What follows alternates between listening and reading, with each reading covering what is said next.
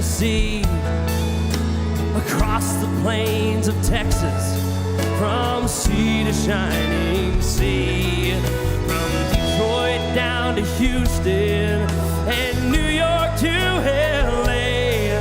Well, there's pride in every American heart, and it's time we stand and say that I'm proud to be an American, where at least I know I'm free, and I won't forget the men who died and gave that right to me, and I'll gladly stand up next to you and defend her still today, 'cause there ain't no doubt I love this land. God bless the USA.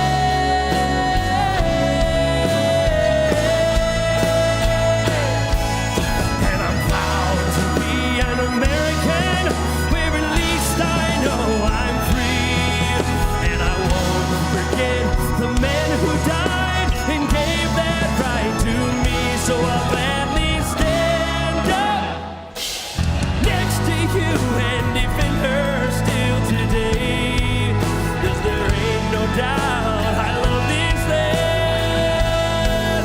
God bless the USA.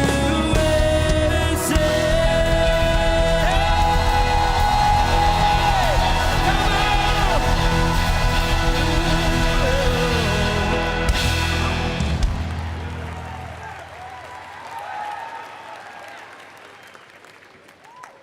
Let's give it up for him one more time. Thanks, man. God bless you. Don't worry, you're not hearing from me again. You can have a seat. But I am going to introduce the next segment, which is our veteran segment. And I have to tell you, this is worth the price of admission, although this was free. I've had a chance to personally get to know our next speaker. He's an amazing man. When I ran for office, you know, they say the definition of a friend is when the whole world goes out, they come in. He endorsed me and he supported me and he did fundraisers for me, and he's a remarkable man. I was honored just to be in his presence, let alone that he would support me. He's a retired colonel in the United States Air Force. He was a Thunderbird pilot. Yeah, clap for that, because that is the elite of the elite.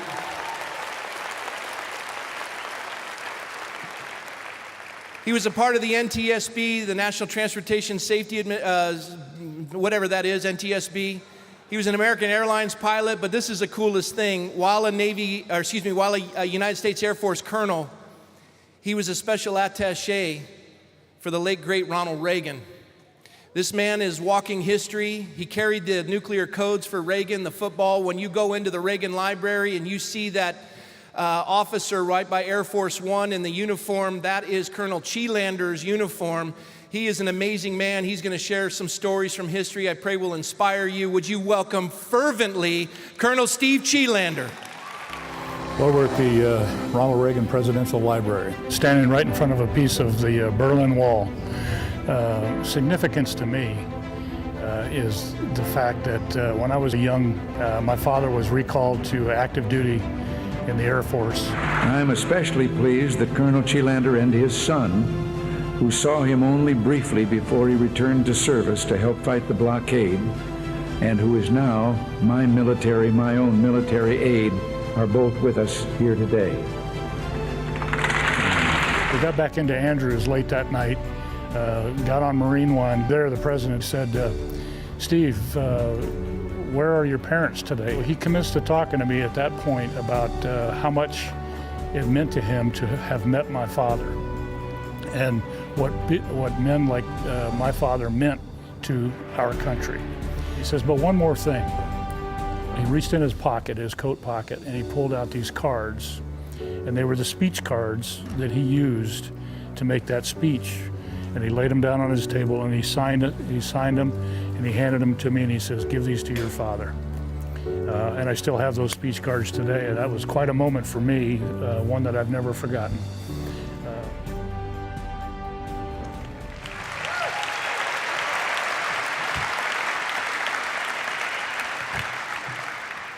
Thank you very much.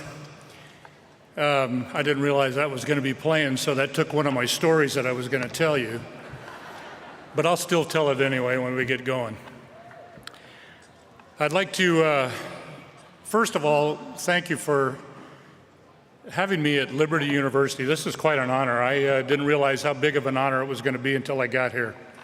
My wife and I got here yesterday and took a windshield tour of your university, saw a lot of you walking to and from wherever you were going on campus. Very impressive. And I'm honored to be here to talk to you today. And I want to say something about that, the fact that you're here and the path that you're taking. One of the things that I talk about all the time is the opportunities that I've had in my life that few people get to take part in. Working with President Reagan is one of those. And I'll relate some stories to you, that same story you just heard, in just a minute. But I'd like to say that my life's path started kind of shaky and trying to find my way back when I graduated from college. At the University of Southern California, I took a job as an accountant in Chicago. My wife and I were newly married, and we moved there, and I started working as an accountant for this big company.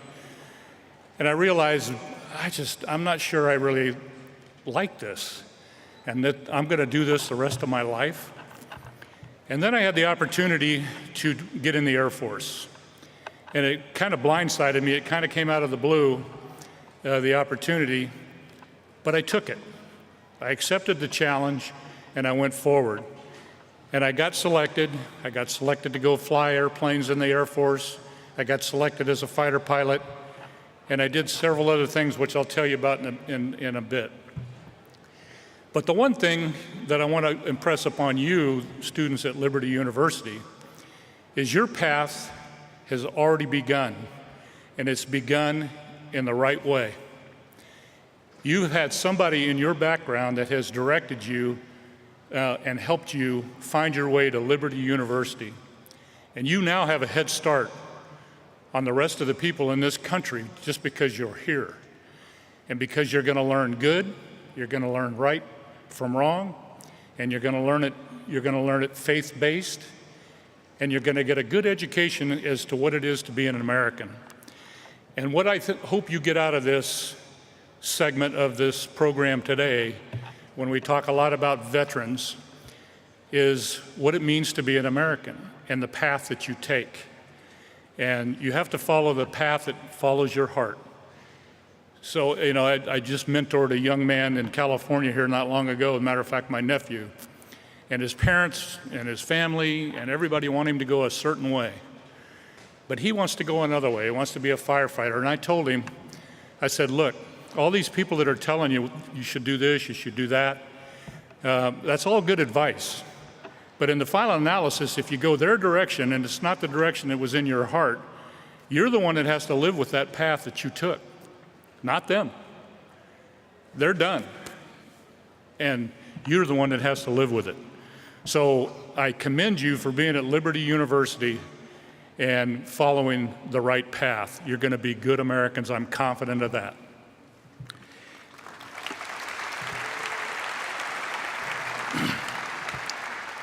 Now, just to tell you a little bit, I'm going to give you a brief resume and tell you that this is the path I took. Once I became in the Air Force as a pilot, I became a fighter pilot. I was an aggressor pilot, which flew like our enemy against our own people. I was a Thunderbird pilot. I flew with the United States Air Force Thunderbirds. I was a military aide to the President of the United States. I like that applause for the Thunderbirds. Did everybody watch the Super Bowl and see the Thunderbirds fly over the Super Bowl? And as a matter of fact, the Daytona 500 was opened by the Thunderbirds following the national anthem. And if you'll watch NASCAR this weekend at Las Vegas, the Thunderbirds are going to fly over the opening of that race. That's the United States Air Force Thunderbirds, which I had a part in putting together. I was a military aide to the President. I was a fighter squadron commander ×2. I was an American Airlines captain. I was appointed by George W. Bush, President George W. Bush, to be the 38th member of the National Transportation Safety Board. And I worked for Airbus and was a vice president for Airbus Corporation for 4 years. A lot of those positions that I've had were positions that I would seek myself, make application to. Some of those were positions that somebody else would seek me. And if you do the right thing and you come out of here and you work hard and be a good American, people will come looking for you and help you on the path that you want to go on. So do the right thing, follow the right path, follow your heart on that path, and good things will happen. Now let me talk to you just a little bit about that path for me. Probably the highlight of my, it's hard for me because the Thunderbirds was a big part of my life, but military aid to the president was the most amazing. That was one that I didn't seek. I was doing a job after I left the Thunderbirds. I was in a staff position in the military, and I got a phone call one day, and they asked me, would you like to come interview for this job? And I said, what job's that? And they said, military aid to the president. And I said, what is that? And they said, we don't know, but you fit the criteria, and if you want to go interview for it, you can. So I did, and I got the position. Went through all the interviews and talked to all the people at the White House, and I got that position. So after I got the position, they said, move your family up here to Washington, and we'll get you all squared away, and you'll start training, and we'll start doing this your background investigation. Now, keep in mind, I already had a top secret clearance where I could look at compartmentalized information at a top secret level, but yet I had to have a security clearance that allowed me to see and hear anything that the President of the United States could see or hear. And so that was going to take about 3 months. The FBI was going to look into every aspect of my life, the CIA, the DIA, everybody was going to look at me. So we moved up. I started training. They took me down to certain levels of security clearance. But then finally my clearance came in. And they said, okay, your clearance came. You now have this Yankee White clearance, they called it. And you got to go meet the president. Let's get started working. So I'll never forget the day I walked to they walked me down. I put my uniform on. I walked up to the door of the Oval Office. Secret Service agent opens the door, and there he stood. That's when I realized this is a really big deal. This is a big job. And it was huge. And from that time on, this man, President Ronald Reagan, and I got along great. We were both about 6'3". I was 6'3", he was 6'1½". He was from California, I was from California. He liked to ride horses, I liked to ride horses, and we rode horses together. And I realized this is going to be a good time, but I'm just a military officer doing my thing, and we became friends. And I want to tell you a couple of stories, one of which they've already stolen my thunder, about President Reagan and my time with him. And I'm hoping, there's so many things I want to tell you here today, and they've given me only 30 minutes, and I can see I've got 21 minutes and 13 seconds to go. So I'm going to keep going here. One of the stories I'll tell you is just real quick about being on the Thunderbirds and what a proud time that was. In 1984, we took the Thunderbirds to Europe, and it was the first European tour into Thunderbirds in the F-16. And while over there, we flew 18 different air shows in 11 different countries, and we were about to finish, and we got a call from the State Department, and they said, we would like you to fly one more air show before you come back to the United States. And we would like you to fly for the King of Morocco. And this was a big deal because we now had to get all the aerial reconnaissance pictures and so forth so we can map out the show. And so we flew this show. There were 1 million people at this show on this riverbank, and we flew the show up and down the riverbank. The King of Morocco was somewhere in that audience. We couldn't figure where because they had several different disguised kings around because of the assassination attempts. But he was in the audience. And it was the first time, and the reason I bring this up, it was the first time that the American flag flew next to the Moroccan flag. First time in history. And it was a great diplomatic effort on the State Department's part and the Thunderbirds, and I was fortunate enough to be a part of that. I just wanted to tell you that quick story. Now, on to President Reagan. One of the things that I ended up doing was being the guy that worked most of the summits with General Secretary Gorbachev. I did all the summits except Geneva. I did Reykjavik, I did Moscow, and I did Washington, D.C. And I worked together with the KGB and the 9th Directorate of the KGB, which is their protective detail, in setting all this stuff up. But I would like to tell you a couple quick instances of how things went and what we did on those trips. Reykjavik, Iceland. We flew in on Air Force One, and on the way in, President Reagan always, on Air Force One, he would always come back from his State Department or State compartment, and he'd come back and tell stories and jokes and just talk, very conversational, warm human being. And he told jokes all the time. Well, he told this one joke, and I'll tell you the joke here in just a little bit, but I'm trying to tell you what kind of person Ronald Reagan is. And so we landed Keflavik, Iceland, and when we motorcade 45 minutes to Reykjavik. We get to the embassy, and we're going to stay in the embassy quarters there, where the ambassador lives. And so we walk in the embassy, up the stairs, and we're up in the bedroom suites, small little place. And the president's standing there, the Navy military aide is there, he's going to catch, I'm going to hand off to him, and he's going to stay the night in the suites room up there. And the personal aide, so there's only 4 of us up there, and the personal aide, he goes on into his room. And so the president says, well, fellas, I'm kind of tired, been a long day. He says, I think I'll turn in. Okay, good night, Mr. President. And he goes in his room, the master's bedroom of the suites that we're in. And so the Navy military aide and I are the only ones there, and I'm giving him a quick debrief, and he asked me, he says, Steve, did the President tell any stories or jokes on the way in? I said, yeah, he told us one joke. And President Reagan's jokes were always apropos to the situation that he found himself in. We're going to see the Russians, so it's a joke about the Russians. So I start telling this joke to Pat, the Navy aide. I no sooner get the first sentence out of my mouth and the door to the master bedroom opens, and it's the president standing there. He's already got his tie off, and he's standing there, and he's holding his tie, and he says, Steve, what are you doing? And I said, well, I'm telling that joke, Mr. President, that you told on board Air Force One. He says, oh, let me tell it. And so he comes back out, and here's the joke. This is Ronald Reagan.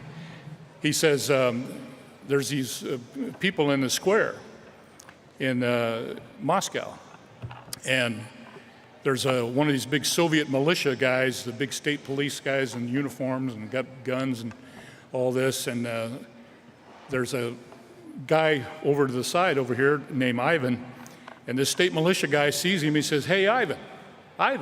Ivan turns and sees it's the state militia guy, and he takes off running.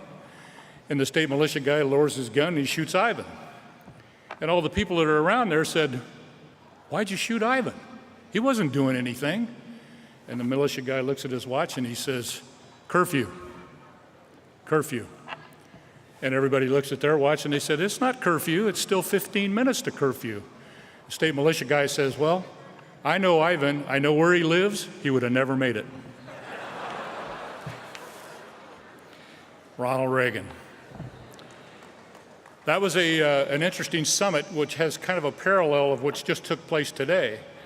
In that summit meeting, President Reagan walked out on it, as what just happened with North Korea and President Trump. President Reagan walked out on it because of what General Secretary Gorbachev was demanding of the United States and of that president. And he says, no, we're not doing that. We're not going to give up our strategic arms defense, strategic missile defense system. And so this meeting's over, and he left. That was an interesting time. President Reagan, it upset him, but he said, we're not going to put the United States in that position. That's the kind of guy he was, the kind of president he was. I was also with President Reagan at the Moscow summit. And this one has a little parallel here that I just like to say, and it was a parallel that President Reagan really enjoyed because he got a chance to speak to the students at Moscow University. And we didn't think they were going to allow him to do this, but he got to speak to this huge group. It was a group maybe this size. And he spoke to these students, and he was so excited because he got to speak to these Moscow University students. But and I sat there and listened to this speech, and you can go online, YouTube, and listen to the speech, but the thing that was so amazing about it was he was talking to people and trying to tell them what freedom is. Something we take for granted. We take freedom and liberty for granted because that's the way we've grown up. We are free people. That's what our Constitution is about. That's what our Declaration of Independence was about. And yet here you are talking to these students, trying to explain to them what freedom is and how we can, if you educate yourself, you can see what freedom is. That was a very telling moment for me to see President Reagan speak that time to the Moscow students. And it was a big thing for him too, because he made a lot of, he talked an awful lot about that after the fact. That really meant a lot to him to be able to talk to the students. He said, because that's where it is. He says, you have to energize the next generation.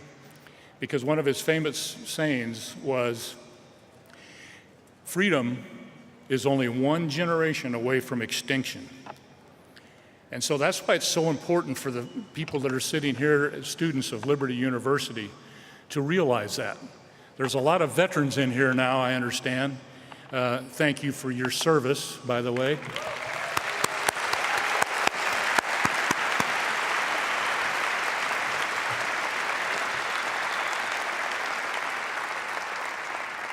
But veterans of the military service in our country are what have helped protect those freedoms. They've sacrificed in many ways. I want to tell you about one that I just came across before I spoke here. I just saw this a couple of weeks ago, and it hit me so hard, I said, I've got to share this with these students. This guy's name was Poolah, P-O-O-L-A-W. He was an American Native Indian. He was a full-blooded Kiowa Indian. He fought in World War II. He fought in the Korean War. He fought in the Vietnam War. And, whoops. And he, it epitomizes what sacrifice is, and the line that I want to share with you is just before he died, he wrote a letter, and he said, my job is more important than my life.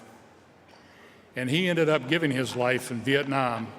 And if you read the full story, I won't share the full story with you, but it's incredible what he was doing in Vietnam after he'd already been in 3 wars. This man won 4 silver stars, 5 bronze stars, 3 Purple Hearts. He won 1 Purple Heart in each conflict. He was wounded in each war that he fought in. That's sacrifice, that's an American, and I salute him.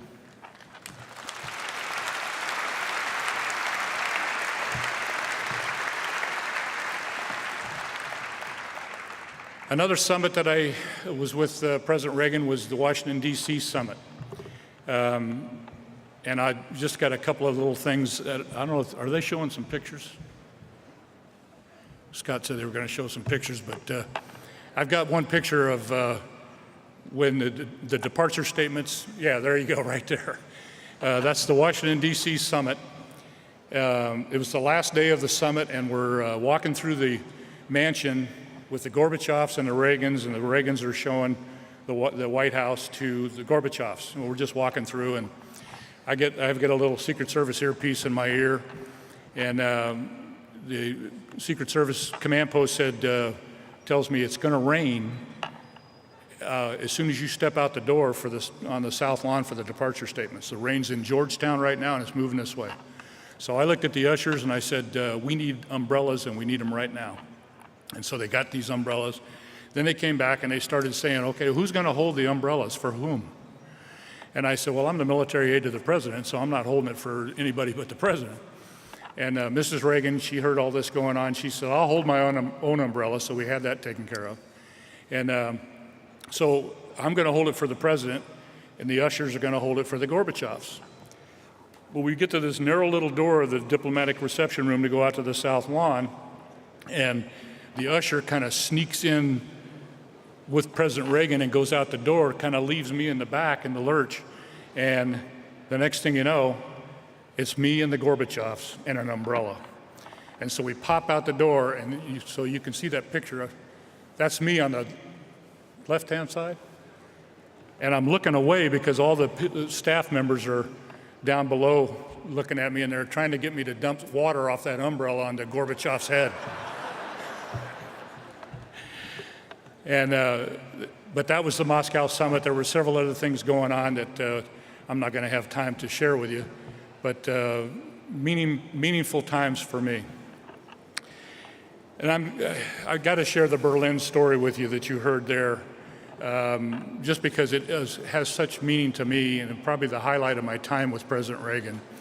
We were at the Venice Economic Summit, the G7, and after the G7 we went to Berlin, and President Reagan was going to make two speeches. He was going to make one speech down at the Brandenburg Gate at the Berlin Wall, and then he was going to make another speech in the Tempelhof Airport Terminal building to do the birthday celebration, 750th birthday of Berlin.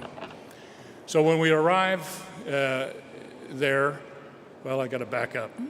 When we were doing the advance on this trip, they said, well, one of the themes for the Berlin airlift is the Berlin airlift pilots, and we want the president to meet some Berlin airlift pilots. And so I said, well, my dad was a Berlin airlift pilot. And they said, oh, that'd be great. How about bringing your dad and mom to Berlin and meet the president as part of him meeting people who were instrumental in the history of Berlin? So that's what we did. So when we arrived on Air Force One at Tempelhof in Berlin, we got in a motorcade and we went down to the Brandenburg Gate, and the president made a speech where he said, Mr. Gorbachev, tear down this wall. And so we were standing right there when he made that speech. After that speech, he got in the motorcade back to Tempelhof, and he went inside the Tempelhof terminal to make a speech. On his way in, he met three pilots from the Berlin airlift, one of which was my father. And he met some other people. He met some people from the Wall Patrol, the Checkpoint Charlie guys. He met some of the Bundesfrau, which were the ladies that, the women that cleaned up Berlin after all the bombing, brick by brick. They cleaned up Berlin. And he met several people that were instrumental in the history of Berlin. Following that, he went into a holding room where my mother and father were. And so President and Mrs. Reagan were there, and we all had pictures and time to talk and so forth. And then the president went on stage to make this speech about the 750th birthday celebration of Berlin. And in that speech, you heard what he said about my father and about the fact that when the Berlin airlift started, my dad, mom, and an infant son went over to Berlin, or over to Wiesbaden, Germany, and my father flew for 11 months, 185 missions into Berlin as part of the blockade and the Berlin airlift. And he also said that he's proud of the fact that Colonel Chilander and is here with that infant son, who's now my military aide. They're both with us here today. All that was in the speech, and he finished up that speech, and then we got back on Air Force One. I said goodbye to my parents, and we got on Air Force One. We flew over to Bonn, Germany, and met with Chancellor Kohl, excuse me, for a couple hours. And then we got back on board Air Force One, and we flew back to Washington, D.C. We got into Andrews late at night, got off the big airplane, got on Marine One, and we're flying back into the White House. And about halfway there, President Reagan reaches over and taps me on the knee, and he says, Steve, he said, where are your parents tonight? And I said, well, they're still in Berlin, Mr. President, and they're coming home tomorrow on the C-5 that's bringing your helicopters back. And he says, I was so impressed to meet your dad and what men like your dad meant to this country. And he starts into a bit of a discussion on military, the airlift, the war, veterans. He was talking about the military and veterans and what they mean to our country. And he said, your dad signified what they are all about. And he says, I wish there was more I could do for your dad. And I said, Mr. President, what you just did was great. You met him and, you know, pictures and all that. And he says, well, I know. He said, but there's got to be more I can do for him. He said, when they come back tomorrow on the C-5, do you think you could bring them by the White House and I can meet with them one more time? And I said, I think I can arrange that. And so when we're just about to get in there, and he says, but there's got to be one more thing. He says, he reaches in his coat pocket, pulls it out, and he said, these are the speech cards that I used to make that speech. And he said, I'm supposed to turn them into the National Archives, but I don't think they'll miss them. So he lays them down and he signs his name on it, Ronald Reagan, and he hands me the speech cards. I was blown away. I was speechless at that. And I still have those speech cards. I have those speech cards with me here, as a matter of fact, because the Reagan Library tried to get them from me. And I told them, no, you can't have them. You can take pictures, but I got to be there when you're taking pictures of them because I get them back and get to keep them.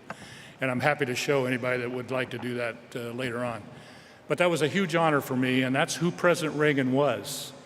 He loved this country. He loved the military. He loved the veterans. And he was never afraid to show it. And he was a man of faith. He would have loved Liberty University. I know he would have, because he was a man of faith, and he loved that aspect of life. And everything was morally good in his mind. I want to say a couple of things that I was very impressed with. Let me see where I got that.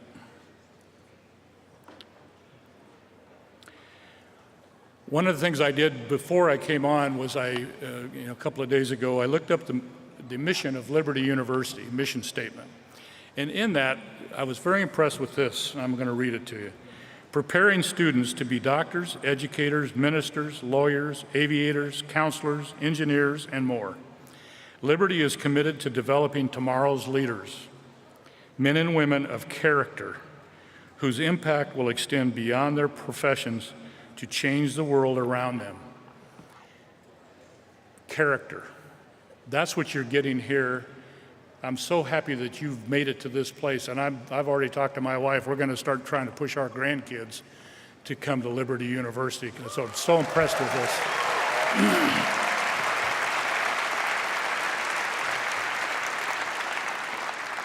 And you have a head start, like I said. You have a head start against a whole lot of other people in this country. You read all the time about what's going on in universities all across the country and the liberal bias and the way they're trying to shut up the conservatives. And conservatives are nothing more than good people. Conservatives are nothing more than people that believe in the Declaration of Independence and the Constitution. They believe in moral values. They believe in right and wrong. They believe in good and bad. And they believe in the right on that side and the good on that side. And they just want hard work. They want to be compensated for what they work for. They believe in a capitalist society. And nothing more than that, just good people. And I believe you are the good people that are coming on behind. I'm 72 years old. I'm on my way out. I'll quote Bill Cosby. Bill Cosby said, I'm so glad I'm on my way out and not on my way in to this life. You are on your way into it. You are the leaders of tomorrow. I heard earlier people talking about impact. You will make an impact on this life, but I will implore you to educate yourself, learn about this country, learn about history, learn about why we are Americans, why we are an exceptional country. Learn about that, because the more you know about that, the better Americans you're going to be, the better leaders you're going to be going forward.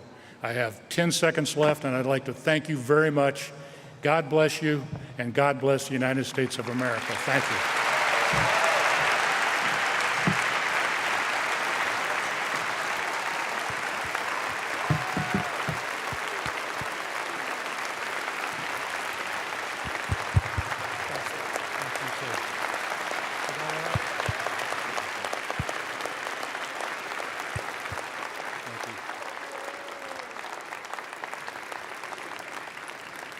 Thank you, Colonel. We're working on his memoirs. It's a work in process, and I'm not kidding when I say that there's a few of you that would like some help to help me pull those together over the next year. If you're kind of a wordsmith, and you've always had a desire to maybe help work on a book, Scott Lamb at liberty.edu, you can help the Colonel get his memoirs written with us over the next year or so.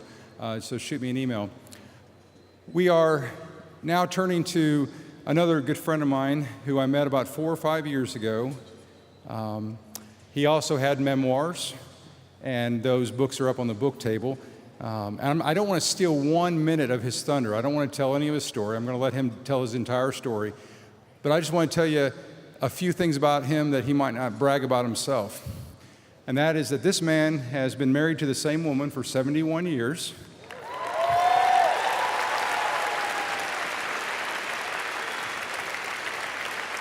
We have flown and moved people all across the country to be here today. He comes from Nashville, which is a good piece away, 10 hours. But he drove in, and I said, well, make sure, you're on our nickel. Make sure to get a good fat steak when you're here. He went right to the Hardee's and got himself a cheeseburger.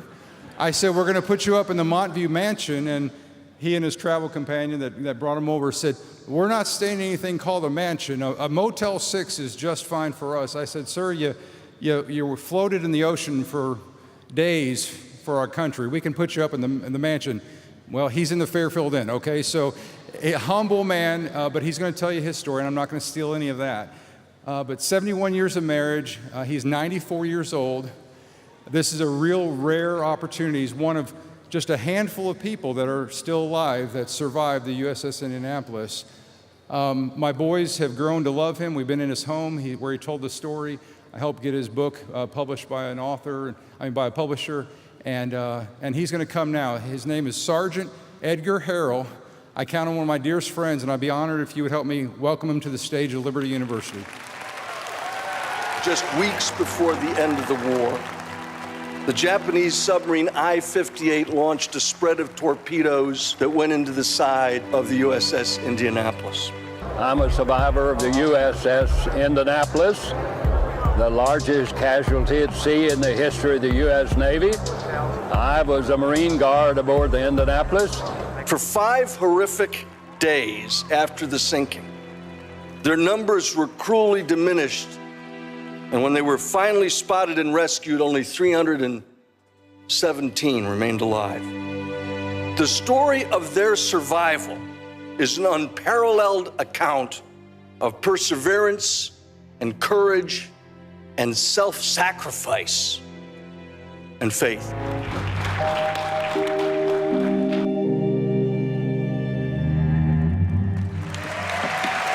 Thank you. Thank you so much. Thank you so kindly.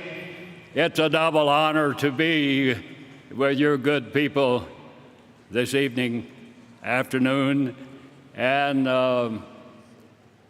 it's a double honor that you would have a 94-year-old World War II Marine to tell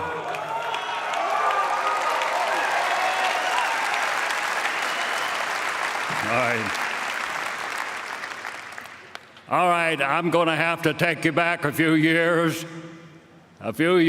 in western Kentucky, knowing what was happening in the Pacific.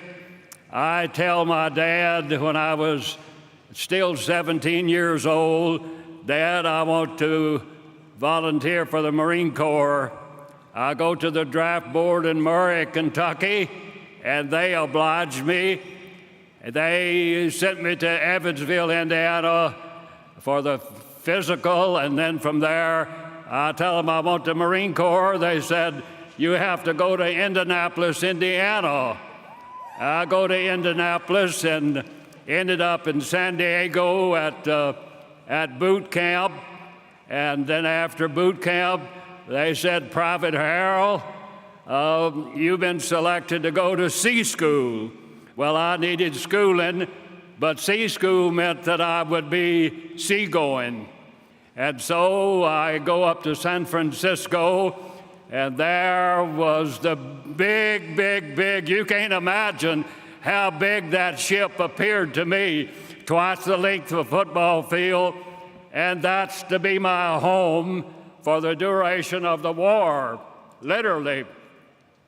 I recall going aboard and wondering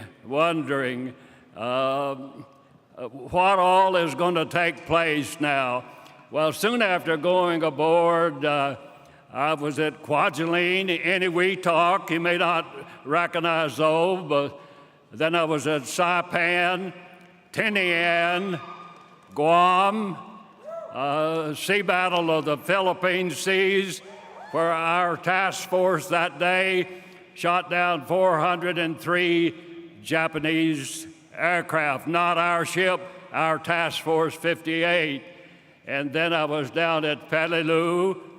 Likewise, I was at Iwo Jima, 3 airstrikes on Tokyo, and lastly, I was in combat, I was at Okinawa. Okinawa were the 6th Marines and the 27th Army, and my younger brother next to me were also. And then now from there I'm aboard the Indianapolis, and after I guess I could say after going aboard and after many of these combats of the 10 battle stars of the Indianapolis, I was awarded 6 of those, and then from there now, Okinawa.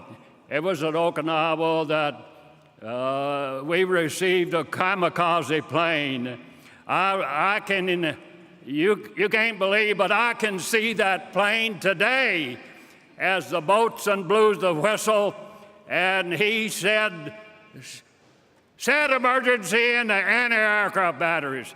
And he said it in a hurry. We knew that something was happening. And they said 11 seconds later, that suicide plane hit our ship.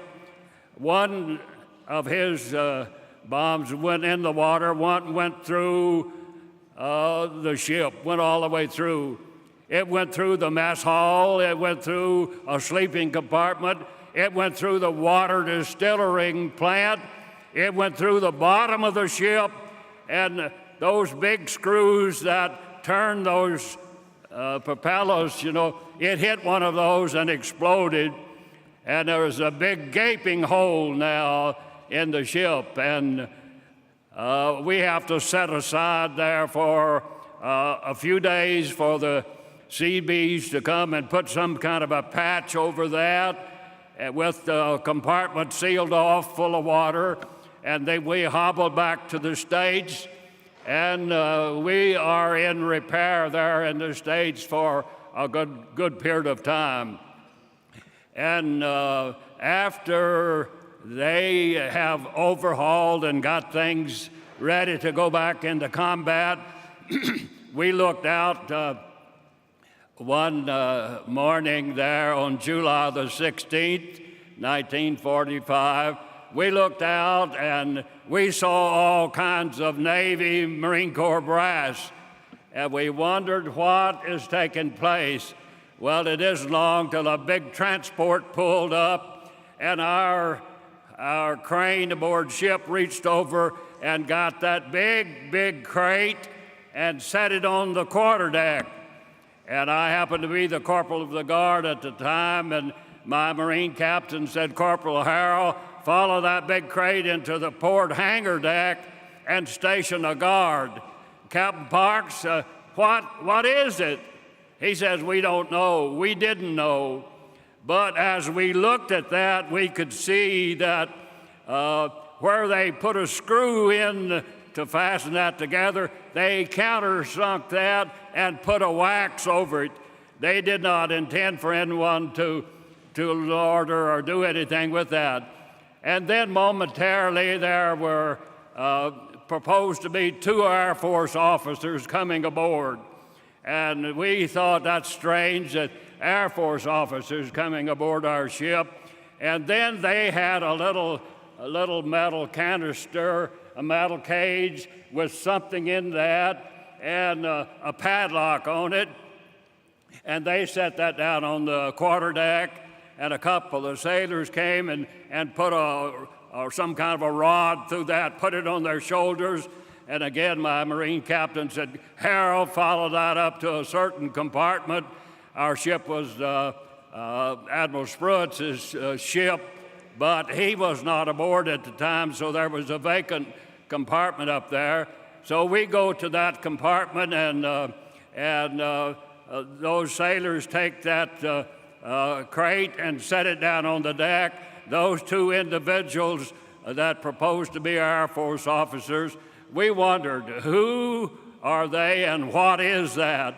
And then a couple of sailors came. One had a long strap of metal, and the other one had a welding torch, like a blowtorch, and he took that and spot welded it on the deck over that carton, and that was not to get away. Now, I have to get ahead of the story a bit and say, now, who were those individuals? Okay, let me take you back to just that afternoon, maybe I don't know, later in the afternoon, they said that the Indianapolis is underway and it stopped under the Golden Gate Bridge. I don't know whether we did or not, but what happened in Los Alamos, New Mexico about that time? The first successful atomic explosion. So what we had were 2 scientists from Los Alamos, New Mexico, and what that little container contained, half of all the uranium that America owned. The other half was back in San Francisco. It was aboard a B-29, and it had its own parachute. They did not intend for that to get lost. So now then, we get underway with our cargo. We know that we are to take that some 5,300 miles to Tinian Island.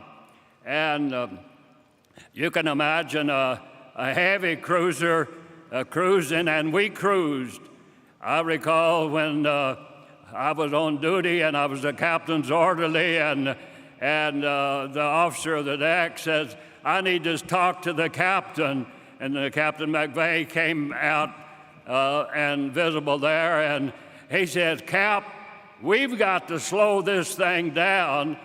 We're going to burn up the motors. And I can see Captain McVeigh today. He looked at the officer of the deck and he said, keep the same speed. And if it would go 32, 33, 34 knots, that's what we did. And we made that in 10 days. We even stopped in Pearl and took on fuel and took on supplies. But we delivered our cargo to Tinian Island on July the 26th, 1945. Now then, our ship, as I mentioned earlier, was the flagship of Admiral Spruitt. We knew the scuttlebutt was that we indeed would land troops on Japan and invade Japan. We knew that. And so Captain McVeigh asked for his sailing orders, and they tell him, you're to go to the Philippines to prepare for the main invasion of Japan. Okay, he asked for an escort, and they tell him, you don't need an escort. But they were not truthful. Our Navy was not truthful, no, not at least. They could have said, you need an escort. They could have said, we lost the USS Underhill just 4 days ago. We lost 139 boys. They could have said, you need an escort because we've broken the Japanese code. We know that the Taman group of submarines are working in those waters. They don't tell him that. They tell him he can go unescorted. Now, they know also that we have no underwater sound gear, not on the heavy cruiser, but nevertheless, they send him out unescorted, actually out in harm's way. And so we set sail on July the 29th. And now, something rather important was happening that day. We had just had 2 sergeants to get off, and we still had 2 aboard, but there were 3 corporals that were told on the 29th, when we get to the Philippines, the 2 sergeants are off. You 3 corporals, as of today, are promoted to sergeants. Okay, now what happened that night and the next morning? The next morning at 14 minutes past midnight, no word had gotten off the ship of a couple of corporals making sergeant, and about 14 minutes past midnight on July the 30th, Commander Hoshimoto was waiting somewhat at the crossroads, and he has his little periscope sticking up out of the water, and he's able to detect anything that's happening. And he knew that a certain route, a route in Petty, that most traffic would travel that. And he had his little periscope sticking up. Now the Indianapolis has no underwater sound gear, so we did not know that he was out there. We had been traveling some 3 knots or so, but now then we've slowed down to maybe 12, 14 knots, and it's 110 degrees.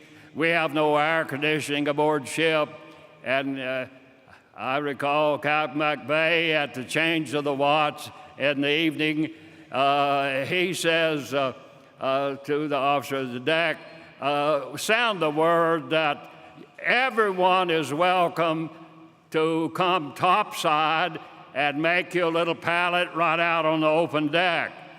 And so what did I do? I go down below deck, I got my blanket, and I came topside.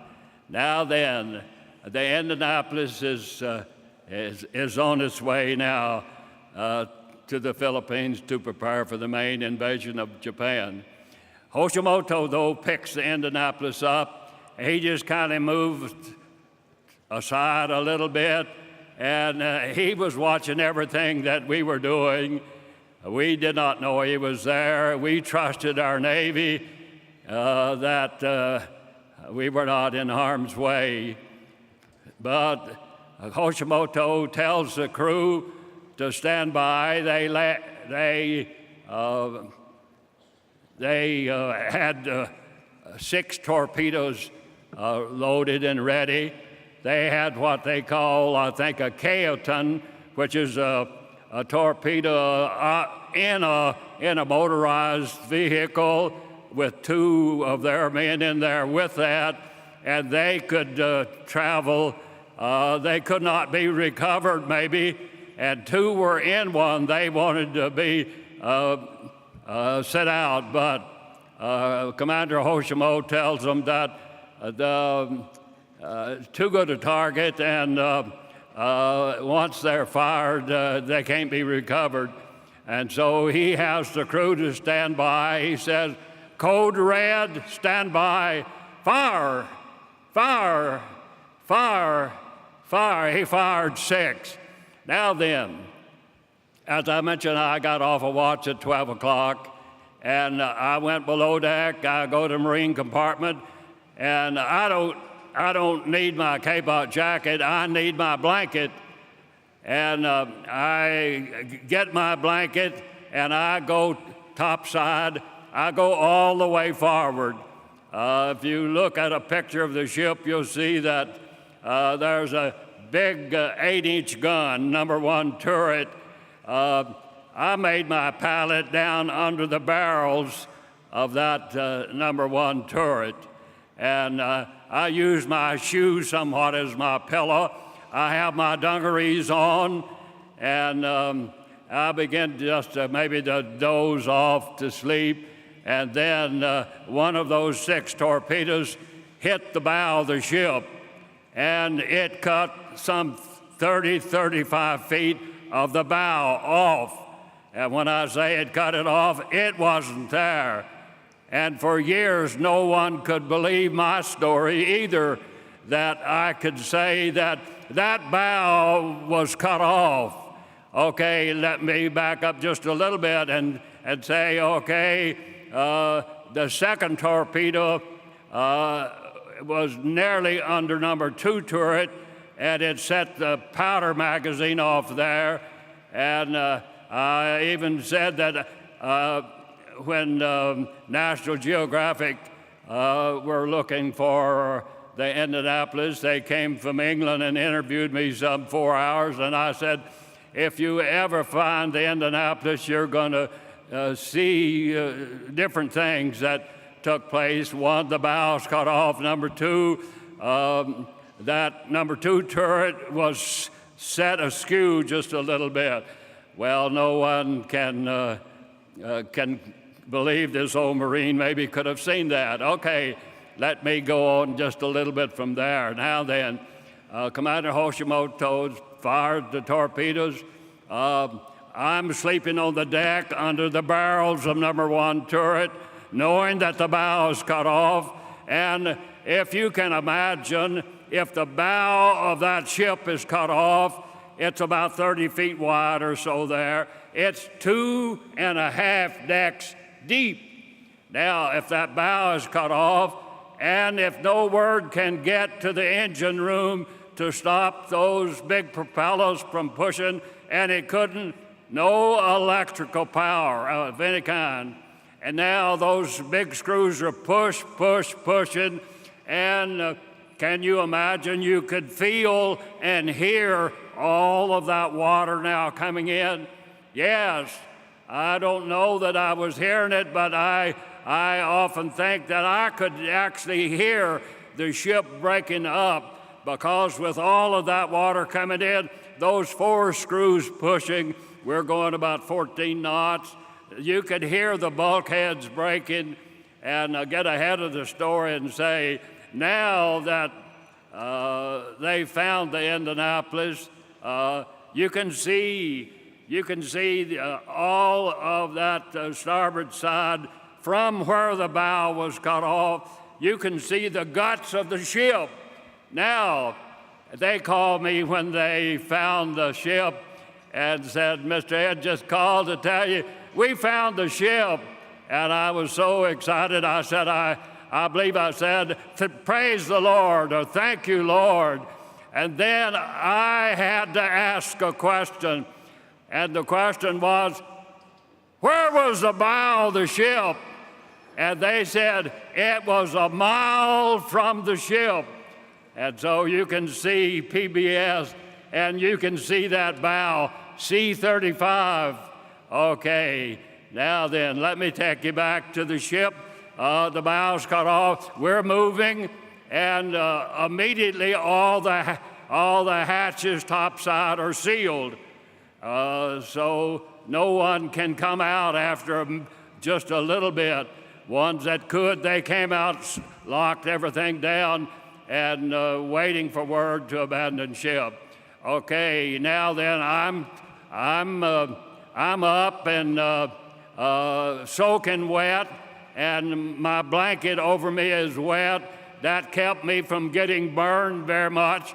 Now my hair, eyelashes, and all were maybe burnt off, but I know that I've got to get back midship, which would be my emergency station, and my Marine lieutenant would be there in any condition, emergency like that, to tell me what I'm to do.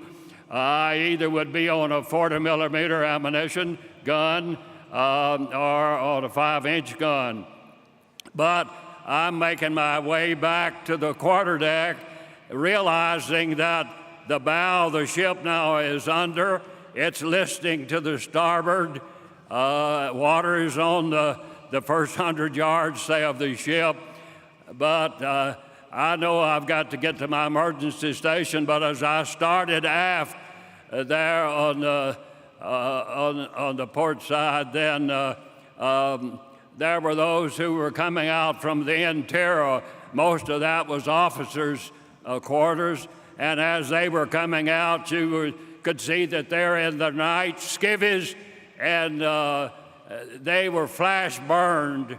They maybe had touched their hand on a hot bulkhead and left the skin of the hand on the bulkhead.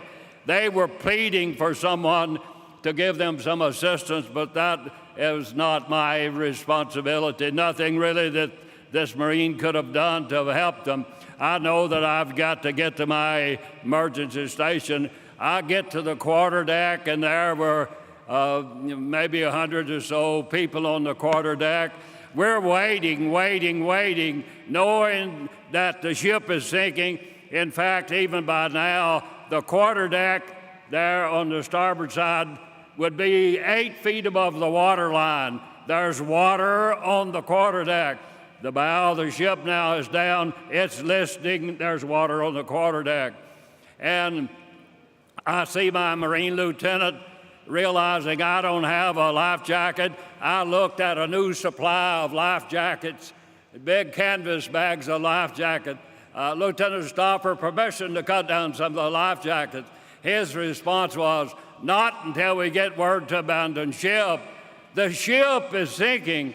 And suddenly there was a Navy commander that came through the hatch, and I recognized who he was, and he was flash burned. And some sailors said, get the commander a life jacket. And they began to cut some of those down. And I often say to people, do you know what an old Kapok life jacket looks like? I tell them that, you know what a horse collar is? Imagine a horse collar made like in a flotation device, made like a vest, and that's what an old Kapok jacket is. So I now have me a Kapok life jacket, looking up at what we call the sky up there, and hoping that the good captain would come out and give word to abandon ship. We didn't know that all communication was knocked out. Our SOSs went out battery operated. They were received. We proved that they were received. Were they ignored?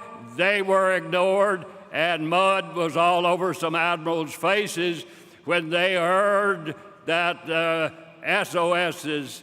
If you hear another one, let me know. Maybe that's Tokyo Rose just giving out some scuttlebutt. And so they are ignoring our SOSs. Well, anyway, finally word trickles down from the good captain up there, abandoned ship. And if you could just imagine someone over here saying abandoned ship, and then someone hearing it like an echo, it finally reached down. And we know that, yes, a good captain up there has given word to abandon ship.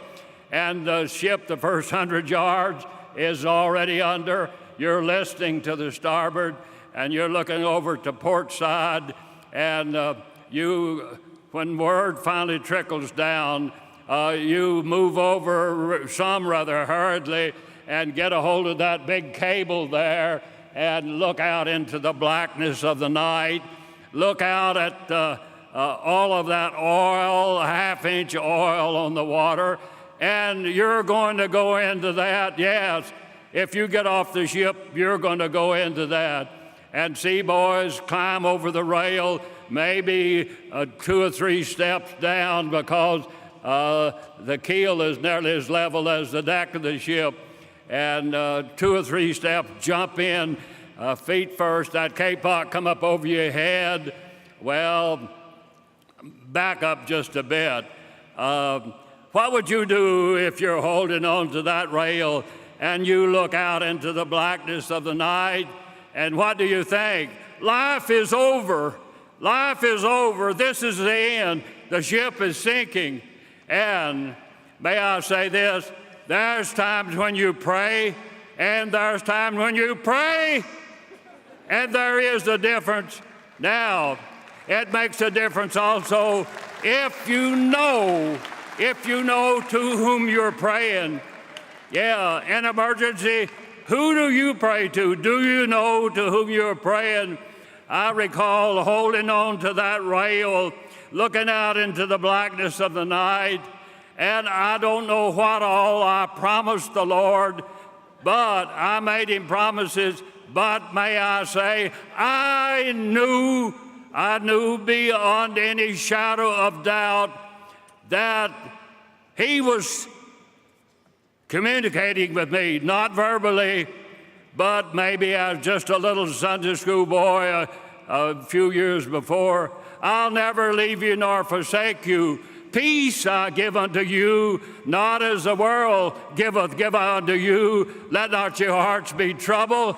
Don't be afraid. I can't say I wasn't afraid, but I can say beyond any shadow of doubt that I knew that the Lord, through the Lord's Spirit, was speaking to me, and as I held on to that rail, I made him more promises than I know that I have ever kept up, but I'm still trying, and he still reminds me today.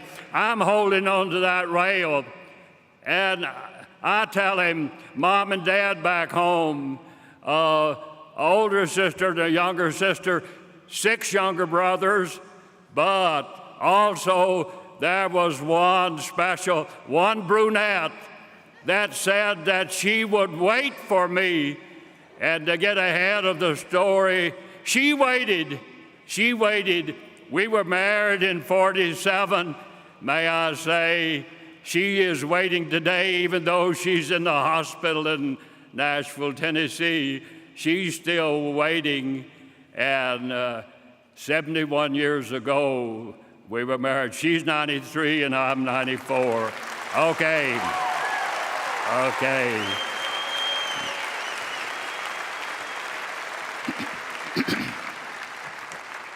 Now then, I'm waiting, and I see boys jumping on others down there, and I see them beginning kind of congregate, and the ship is still moving some because those screws are still pushing, and I climb over that rail, and if you can visualize the ship is like so, I made 2 big steps and jumped in feet first. My kapok came up over my head, and I was in hopes I could get my head above that oil, but no way completely. But I'm covered with oil, and I swim away from the ship to see the first 100 yards under. I see that fantail coming high in the air. I see boys up there. They're looking down at the blackness of the night. I'm looking up, yes, at darkness, but there is a silhouette of light from explosions aboard the ship, fires. And I could see some jumping actually into those big screws. And then I remembered hearing many stories, get away from a ship when it's sinking, it'll pull you under. And I'm trying to get away. I'm seeing boys jump. And I actually saw that ship as she went completely under. But instead of pulling me under, I'm trying to get away. Just imagine this. The bow of the ship is cut off. It's sealed. All the decks are sealed. It's going down head first. all of that water now in the ship, it wants to come out. And where will it come out? It blows holes open in that fantail in the upper deck, and all of that bubbles, not sucking me in, but foam, and I saw the ship as she went completely under. Now then, I know that several got off of the quarterdeck. I don't know who all or how many maybe that have gotten off. I don't know how many may have been trapped below deck, but I'm in the water now. I swam out to the first group, first buddies, and I got out there and I discovered maybe about 80 boys. Some maybe didn't have Kapok life jackets there, hanging on to someone else. Some had been injured and they aren't able to do much of anything. And then I'm concerned as a Marine, any Marines. I located 2 Marines, and the first one I located was a new boy that had just come aboard, and I knew him, I thought, by face, but he had not joined any group. He was not in my squad.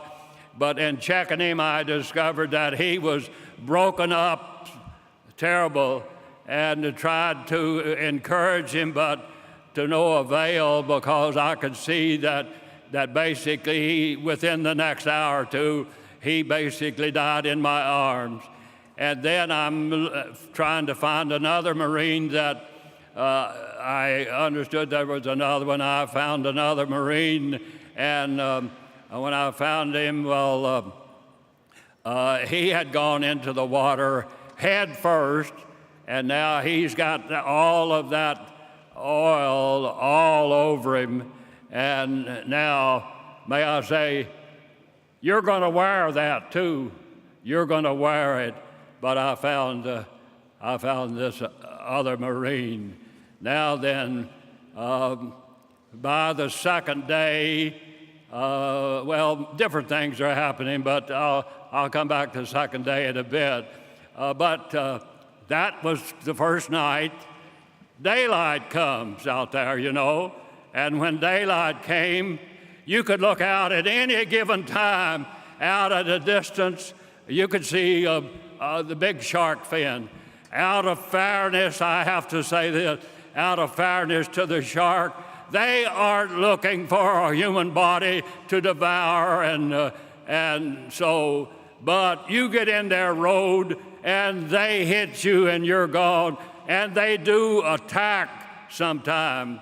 And so anyway, the first day, we've got sharks, many sharks, and maybe we've got boys that now they are injured, they have a high fever, they imagine all kinds of things. They get out of the group, and you hear a blood-curdling scream, and you look and you see that body goes under, and then momentarily it comes to the surface, and then sharks, blood. Okay, that's going to happen so many times. Okay, it has come back even to that first day. Now, we are losing boys. Now, it's 110 degrees. Have you ever been thirsty?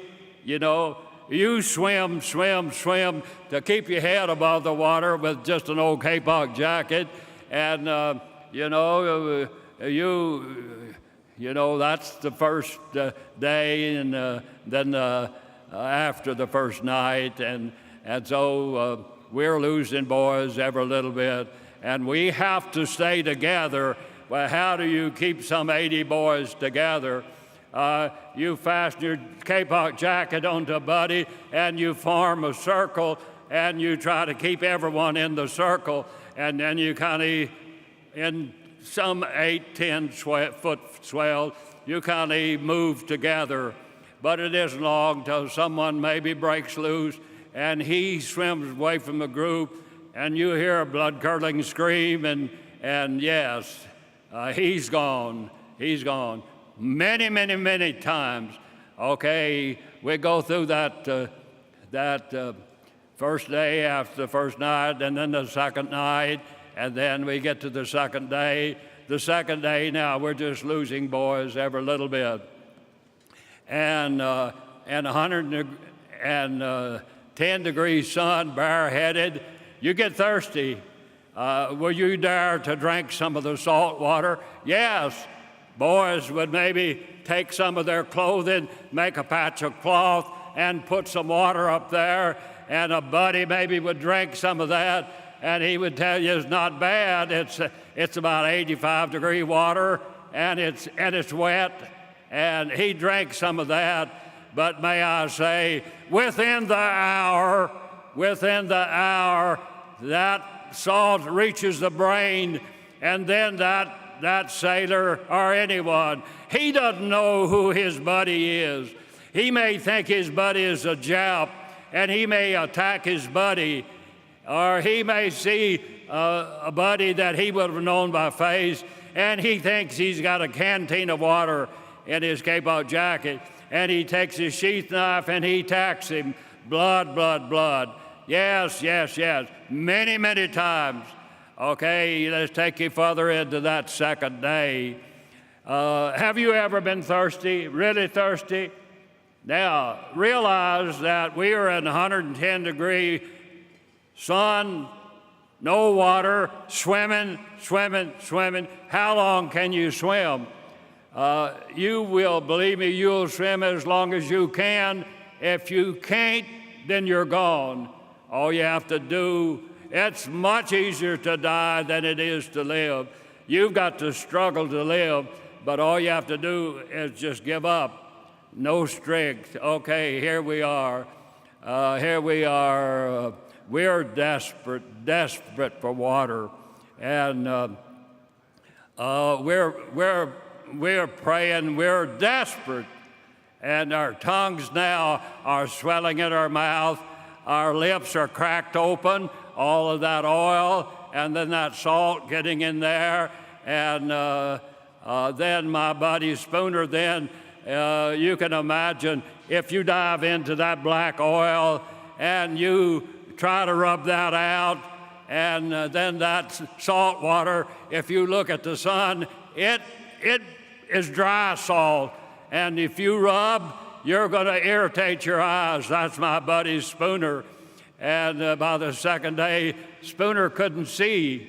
He couldn't, his eyes seemingly were open, but he could hardly see at all, but he couldn't close his eyes. And he was desperate, and he prayed to die, and even said to Harold, I can't take this anymore. I said, Spooner, you have to. And he said, I can't. I said, you have to. He said, I can't. I said, what are you going to do? I knew what he was thinking. He said, Harold, I'll dive down so far I'll drown before I come up. And I saw that he meant it, and I said, Spooner, there's only one more Marine in this group, and you're going to be with me until rescue comes, and rescue will come. And I fastened his cape-out jacket onto mine, and we swam together through the night. Now then, sometime now that second day, we're desperate for water. And would you believe, look, like it does here where we're in Tennessee. Yeah, anyway, water, rain. Look, it's raining. Okay, how much water can you catch in your big mouth? How much? Not much. But if it washes that oil on your face and you catch a few tablespoons, yes, and you thank the Lord for that oil, that water, even though it had some oil in it, and you're so thankful for a few swallows, few tablespoons, but it isn't but just a little bit. That oil down here says, we've got to come out, and it comes out.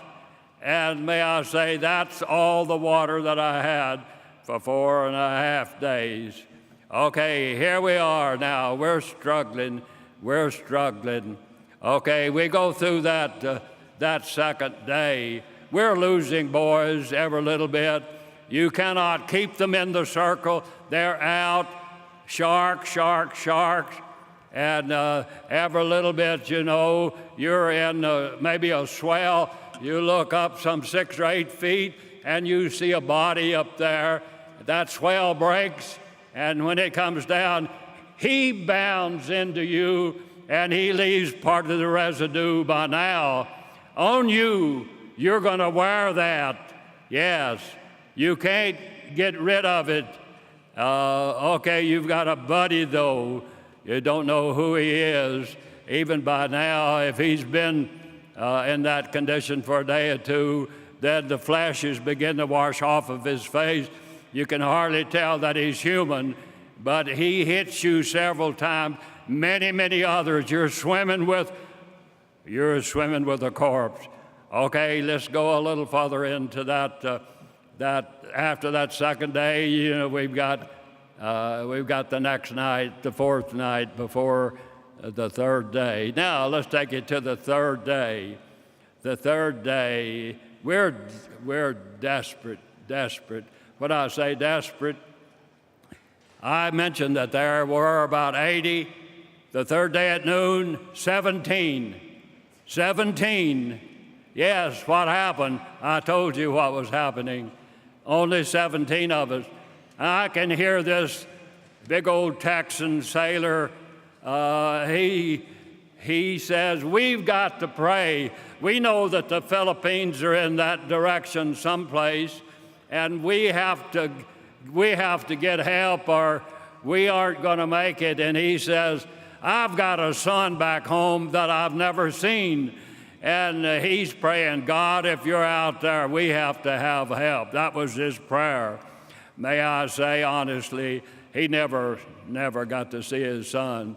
But what he did show us while he was still alive was our kapok jackets now are waterlogged, and they hardly are holding your heads out of the water. Yes, they still have some buoyancy, but you have to keep swimming to keep your head above the water.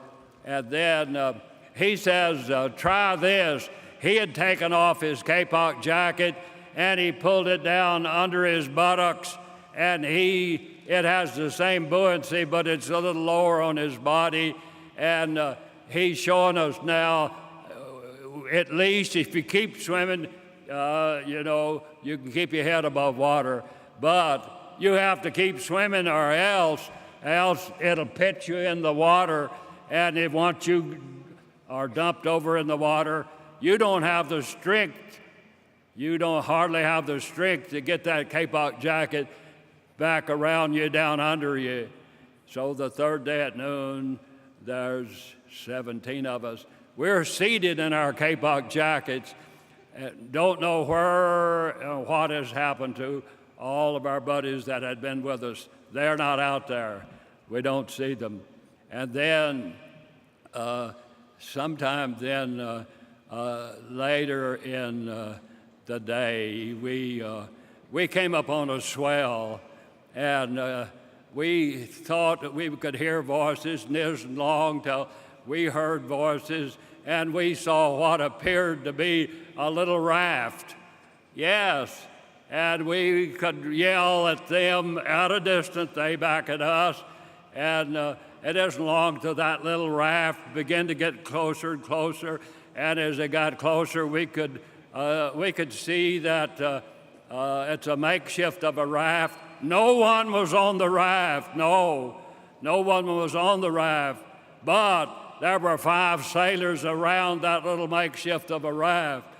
They had taken 4 40-millimeter ammunition cans and lashed those together, got an old potato crate or an orange crate, or so they had made a little makeshift of a raft.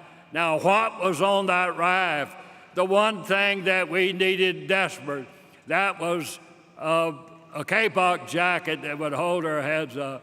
They often say to you ladies, you know that old sponge won't hold any more water. You squeeze that sponge out, it'll hold more water. Now those 5 sailors had taken kapok jackets off of boys that had already expired, and they would twist those in opposite direction and squeeze out a lot of water, put them up on that little raft. Now, they had several life jackets on that little raft. They came into our group and they said, take off your life jacket, and they gave us another one, and they take ours and they squeeze it out and put it up there. Now, remember, I said there were 17 of us. They said, anyone want to join us? We have to get closer to the Philippines. No one is able to see us. We have to go toward the Philippines. Anyone want to join us? I say to my buddy Spooner, I said, Spooner, I'm going to go with them. And he said, Harold, if you go, I'm going with you. So 2 Marines joined 5 sailors, thinking that we're going to push a little raft to the Philippines. And 15 sailors said, you're crazy. You can't push that raft to the Philippines. Now, we didn't know that it was 500 miles, but when you're in a group of 80 and your group now is down to, maybe 15 or whatever, it's time to do something. Spooner and I joined them, and we are holding on to that little makeshift of a raft, and we know that somewhere in the west is the Philippines.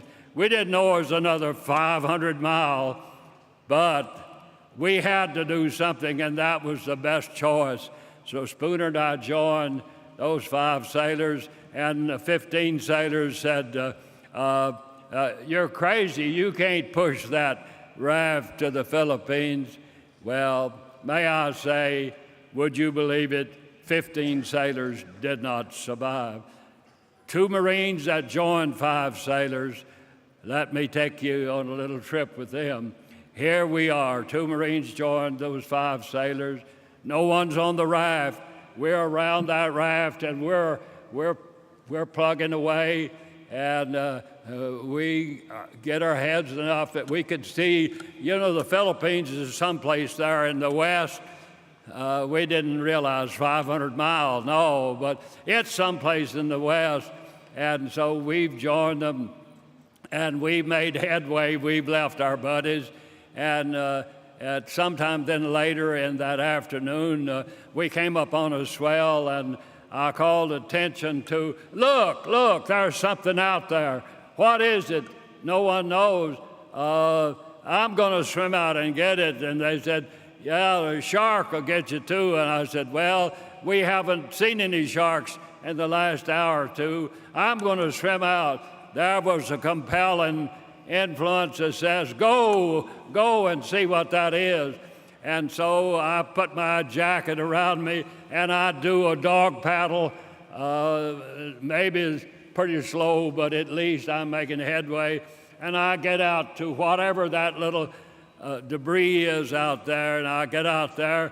I could see it's an old potato crate, but when I'm within 6 feet or so, I could see those potatoes floating, and in desperation to reach in and get a half-rotten potato, as that rot squeezed between my fingers, it's solid on the inside. And to take that and with your teeth, you peel that and spit it out. And may I say, that's all the food and water that I had for 4.5 days in that kind of temperature. Okay, my buddies see that I've got something. And what is it? Rotten potatoes, but they leave the raft, and they came out and joined me, and we had a little picnic of just half-rotten potatoes, but we had a little water and a little food. Okay, now then, we're kind of back together, and we see that the sun goes down in the west, the Southern Cross out there someplace, but it's getting dark. It's getting dark, and so we're still trying to, there's just a silhouette of light someplace, and then finally, then we can't go anymore because we don't know which way is west. And then all of a sudden, believe me, you can see things that don't exist. You can hear things that isn't out there. But we heard something. And we could yell at them.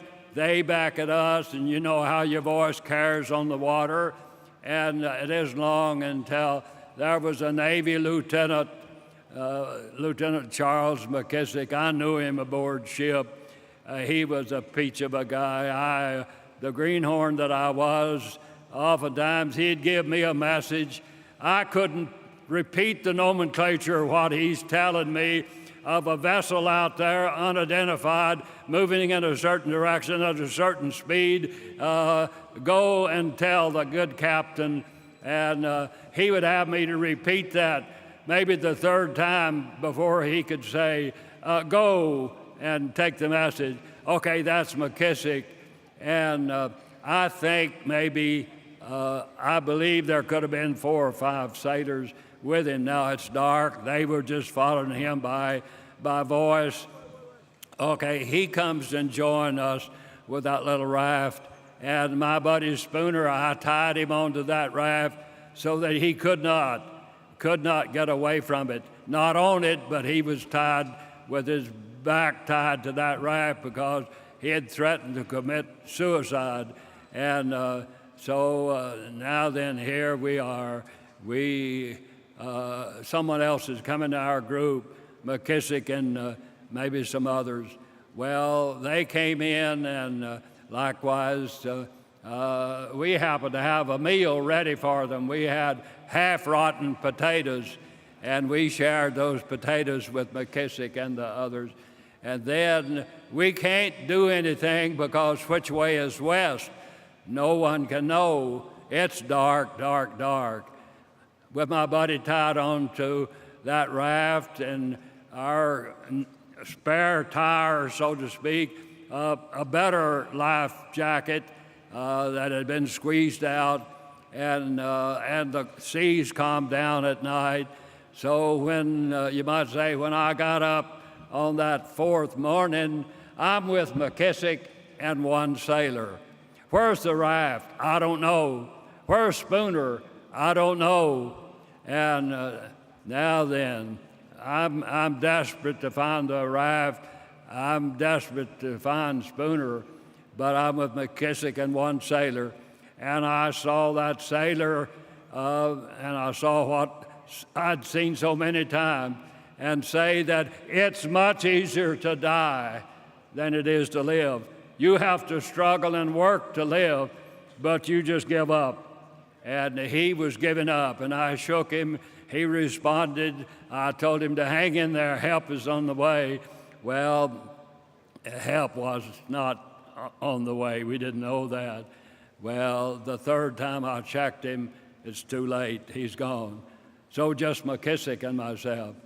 And the good Joe that McKissick was, thinking that maybe we could make it sometime, make it to the Philippines, asked me if I'd ever been there. No, I've never been there. He had. And the good Joe that he was going to take care of me once we got there and so on. But we're desperate. We can look up and see our B-29s. We can see the trail of smoke behind or whatever. We know that they're bombing Tokyo, but no one's looking for us. And we're struggling. And so what can we do? Nothing. You can give up. And then thank the Lord. Look, there's a plane. There's a plane up there. And there was a plane. And believe me, he was coming in. Had he seen us? Absolutely not. Let me tell you what is happening up there. Lieutenant Gwynn flying that Ventura, I call it a B-25 with wheels, 2 props. Okay, we are waving, and we think when we see him, look, he's coming in. he was coming in, but let me take you up there. He was not coming in for us. He had not seen us. Impossible for him to see us. Let me tell you, if he was flying, let's say, a few thousand feet, he's looking for a search and destroy submarine maybe out there. But as the Lord would have it, something happened to Lieutenant Gwynn's, his radio antenna that trailed behind that aircraft. The stabilizer on that had come off, and it was just whipping back and forth.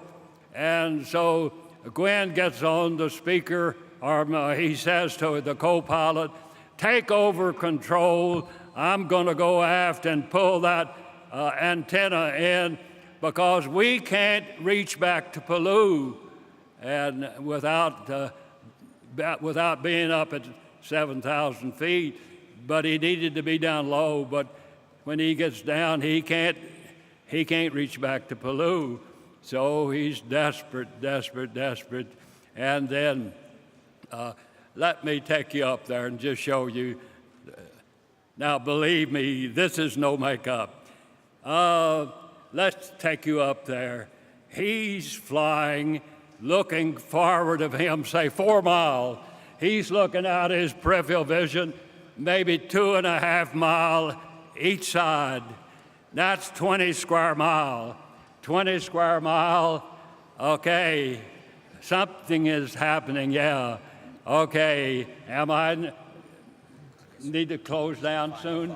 I know you were in the water for 5 days, but we don't want you to speak for 5 days. Okay, all right, okay, all right. Give me just a minute. All right, we'll close her up pretty quick, but nevertheless, the plane, I can see him today when he comes down, and I can see his visage in that aircraft. He circled us 3 or 4 times and goes up and ducks on the pond. Whose ducks? No one knows. He reaches back Pellew. Adrian Marks comes on the scene in a PBY. He lands. He picks up 56. Okay, I want to just read you one thing in closing. Okay, what was the chances that River Gwynn would fly a course which would take him directly over you? And what were the chances that his radio antenna would break while he was out on this mission? What were the chances that he would open his Bombay doors and look straight down momentarily? And what were the chances that he would look straight down on one of you? You didn't have a chance in a million. I know that most of you prayed a lot, and I know that some of you feel that it made a difference. River Gwynn is a wonderful man and a fine pilot. He never said that he heard a voice speak to him, but was there an unseen hand upon his shoulder? Did he find you by pure chance? The odds against it are 1 in a million. Nay, 1 in a billion. But somehow he was chosen as the instrument to overcome these impossible astronomical odds. River Gwynn looked down at a split second that would become one of the great moments of history. I, as well as you, am proud to know him as a friend. Any sensible person knows that no one can swim for 4.5 days, and yet you did. Okay, my time is up. I appreciate your patience with us. Can we thank Mr. Harold?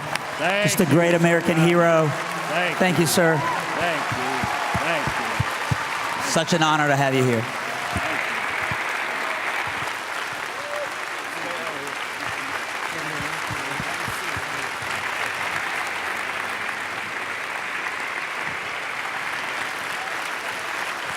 I don't know about you, but I feel so inspired by great Americans who just afford us the things that we're afforded every single day. We don't take them for granted. Amen. One more time, can we thank Mr. Harold for his service, for his courage.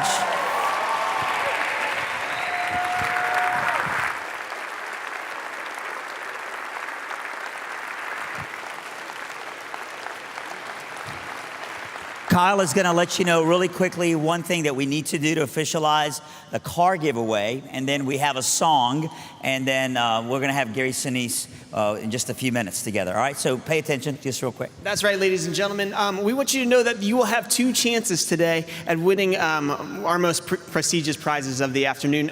We're going to be giving away a Nissan Kicks as well as 3 more scholarships. You've got 2 chances to win. The first of them is that you've actually already been entered. You've got a number on the back of your ticket. Once we make the drawing here in a little bit, we'll go through 3 of those numbers. That's your first chance to win. If we get through all 3 of those numbers, your second chance to win is on the screen right now. You can text CPAC CAR, all one word, to 24502. That will also be your entry for Liberty students to win a $1,000 scholarship. We're giving away 3 of those. So you've got 2 chances. One is the number on the back of your ticket, and the second is to text CPAC CAR to the number 24502. Ladies and gentlemen, please join me in welcoming the Zach Radcliffe Band one more time. I will say, hey, real quick, hey, Mr. Harold is going to leave here tonight and go be with his wife who's in the hospital as well. And so let's just make sure that we're all praying for Mrs. Harold as well, okay, tonight? We just want to make sure that we do that. Thank you so much. Zach. Yeah, give him one more round of applause, guys. Yeah, amen. Woo! This is a song we wrote for the vets. We want to give our vets a voice in this country, and if you're a vet out there, we can't ever thank you enough, and this song is for you.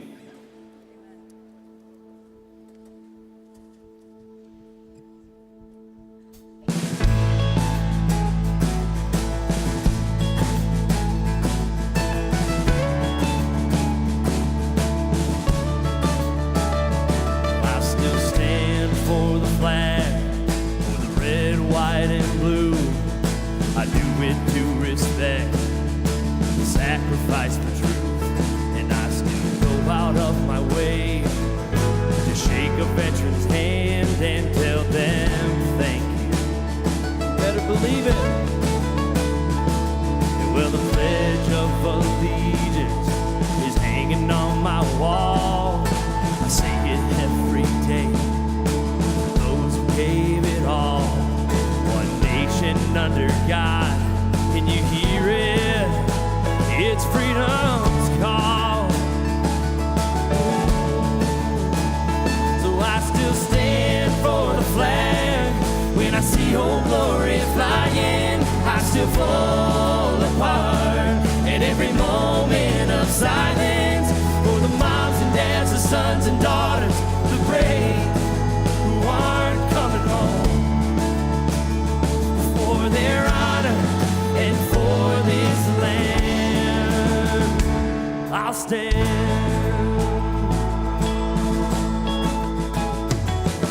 The soldier overseas who's feeling all alone, the veterans who have come back feeling lost at home. Well, they have a voice and they're crying out. Well, can you hear them, CPAC? I can hear them. So I still stand for the flag.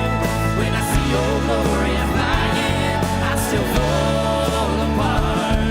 And every moment of silence for the moms and dads, the sons and daughters, the brave who aren't coming home. Well, for their honor and for this land, I stand. That same flag is at the soldiers' grave. It's voted for their families and the sacrifice they made. This country, she ain't perfect. Some things have gotta change, but there's no flag I'd rather stand for. No, and no pledge I'd rather take. So I still stand for the flag. When I see Your Glory flying, I still fall apart. And every moment of silence for the moms and dads, the sons and daughters, the brave who aren't coming home. For their honor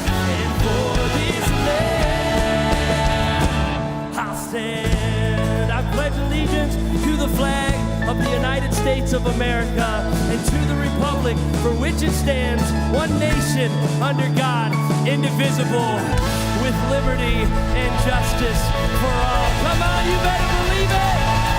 Make your noise in here today! Yeah!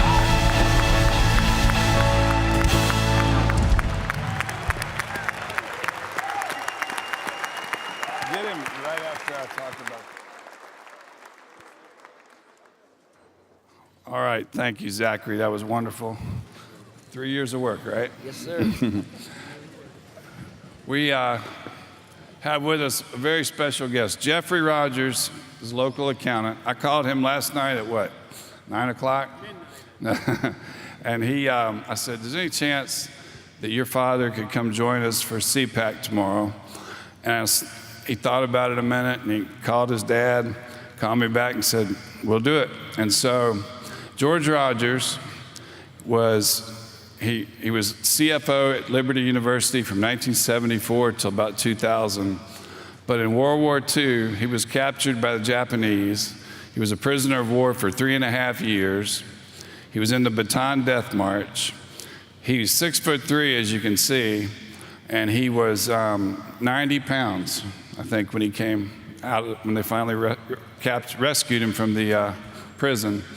And he went back to Japan 3 years ago with his son and met with, come up here and help me tell this part of it. No, he met with the people who, some of the people who. Yeah, we met with government officials. Hold it up close. With Japan. And it was 12 days. Like a reconciliation. Yeah, they wanted to apologize for the horrors, but you know, it was a nice trip. It was 12 days. We were with 10 other POWs. Traveled around to Tokyo and different cities, but and tell him what the doctor said after he came back from Japan about his future. Yeah, what did he give him? He gave him. He said, "No bother to go to college because you won't be able to learn. You'll be dead by the time you're 45. No children. Well, none good anyway, I guess." But yeah, there was a whole litany, and my mother made it her life's mission to prove the doctors wrong, which she did. You can see. 18 grandchildren now? 18 grandchildren, no, 18 grandchildren, 14 great-grandchildren. Oh, wow. So, big family. But you want to roll him up here so you can stand up? Yeah. George has been his whole family's been really close friends with our family since I was this tall. And he wants to stand up and welcome and say hello to you all. But please give George Rogers a hand. The true American hero.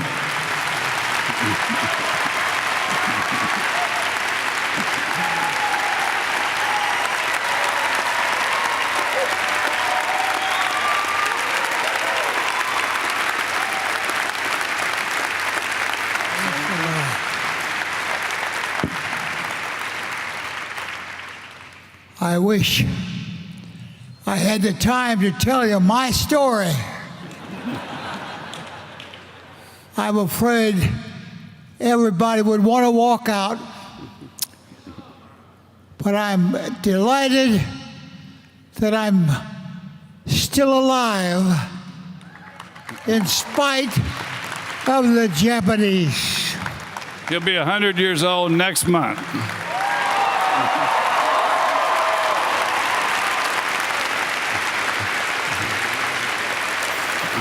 Let's all sing happy birthday to George. Somebody lead off, I don't sing.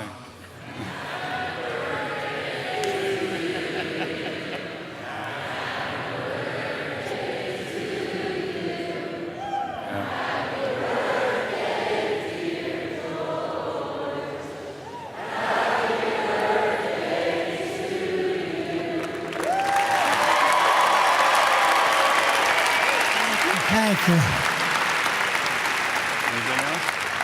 No. Is that it? That's enough. Okay, all right. He's still got a sharp wit like he always did. And of course, Edgar Harrell you've heard his story firsthand, and we're so honored to have him here today. After spending 5 days swimming with the sharks, one of only 17 remaining servicemen still alive from the USS Indianapolis, and he told me this morning he's the only Marine left. And so please give Edgar a hand one more time.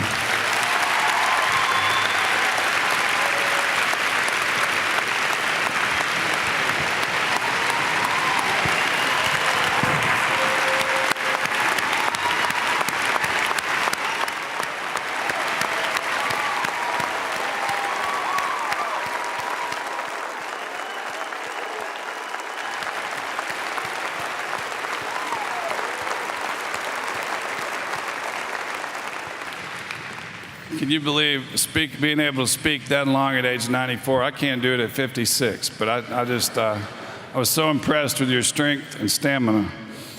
Now, Tim Lee has been on our board for how many years, Tim? 20? Since 91. So he's been a big help to us back when Liberty was struggling. He was there for us, and he watched us finally rise from the ashes, and he's stuck with us and been a good friend throughout. He and my dad were close buddies. But Tim is going to introduce our special speaker to end up this event. And so, Tim, if you'd come up. You throw it to the video first. All right, Tim, it's all yours. I got a microphone. Thank you.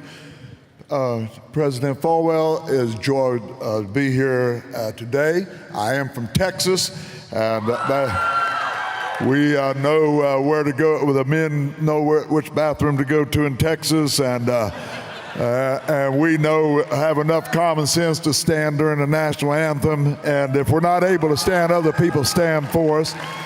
But I just want to say that I love my family. I love the United States Marine Corps. I love Jesus Christ, and I love America. And no apologies. Living in a day when people got all kinds of mixed ideas about stuff, we might as well just shoot straight, tell it like it is. Thank you so much.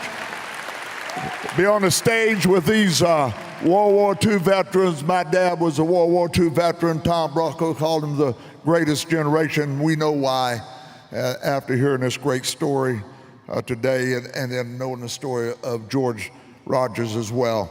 My great privilege today, I'm going to come back and say a little bit after a while, but as we get ready to close, but our next guest, this is honor of my life. Gary Sinise was born in 1955 in Illinois. I was born in 1950 in Illinois. And of course, he's a great actor. He's a director, a musician. He's won Emmy Awards, Golden Globe Awards, has a star in Hollywood, a Walk of Fame, been nominated for Academy Award. But more important than all that to me is what he does and has been doing for a long time for our veterans. He's supporter of veterans, many various veterans organizations, both personally and through the Lieutenant Dan Band. He frequently performs at USO tours, military bases across the world. And in 2013, by the Commandant of the Marine Corps, he was named an honorary Marine. Many of us, my generation, know him from Forrest Gump. I want to introduce you to Gary Sinise, AKA Lieutenant Dan. Hoorah! Hoorah! Hi, Gary. Jay Leno. Just want to say thanks for all you do for the men and women of the armed forces. You know, every time I go do a USO show or visit troops, I always get, hey, Jay Leno, how you doing? You know who's just here? Who? Gary Sinise. Oh. In fact, he's been here 3 times. Is this your first time? Yeah, it's just my first time. Yeah, Gary's here 3 times. Brought us a bunch of stuff, too. Oh. Your commitment, your dedication, your effort, you are awesome. You are greatly appreciated coast to coast in the U.S. and base to base across the globe. Thank you for all the things you have done for our young men and women who have served their nation. And not only for what you've done for them, but what you've done for their children, what you've done for their families, what you've done to help them rebuild their lives. It's really heartwarming and so incredibly meaningful all of the amazing things that you do. You motivate other people. You are making such a difference. I call you an architect of change. You've touched millions.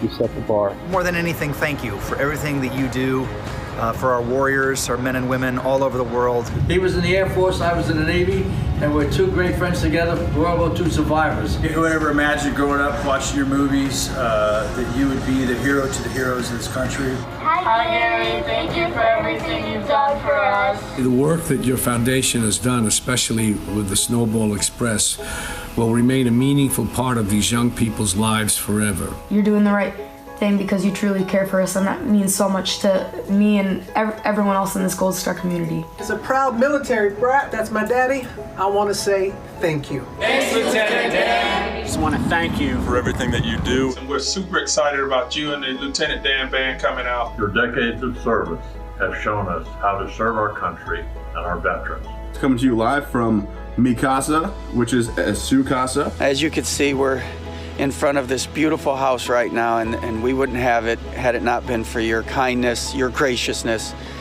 and your wonderful gift of giving. You and your foundation helped me and my family recover from the devastating Tubbs fire. Not only me and my family, but also hundreds of other firefighters. On behalf of everyone from Friends of Firefighters, we want to thank you for everything that you do, and we are sending you lots of love. A sincere thank you from all the fellows over here at Ladder 101. On behalf of the Cotton Fire Department and all the first responders you've supported, we here in Boston say thank you. Thank you, Gary! Congratulations on all of your incredible work. I am talking very fast because you have a lot of people to get to. Just wanted to say thank you and let you know how much you're appreciated by me and thousands of other people. It is an honor to be able to express our thanks to you. Thank you so much. You are an inspiration and a hero. I just want to join everybody in saying thank you. Thank you, Gary Sinise. Thank you. You are the real deal. Thank you. Thank you, Gary. From one grateful American to another. I'm grateful for you. We love you. You're my hero. You've changed people's lives in ways that I'm sure you will never know. Obviously, I got to do a lot more to catch up to Gary Sinise. You're the man. Thanks, Lieutenant Dan.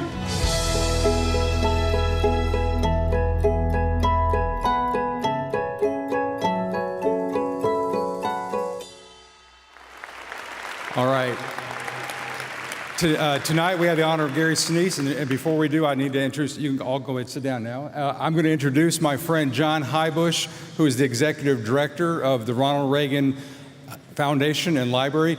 He is the reason why Mr. Gary Sinise is here tonight. They're basically neighbors out there in California and friends, and they share a like-mindedness in the vision and values of our country. And so I asked John if he could somehow pull in Mr. Sinise for this night. So it's his fault that he's here. It's his responsibility he's here. So let's give him a big thank you, and I'm going to turn it over to him now.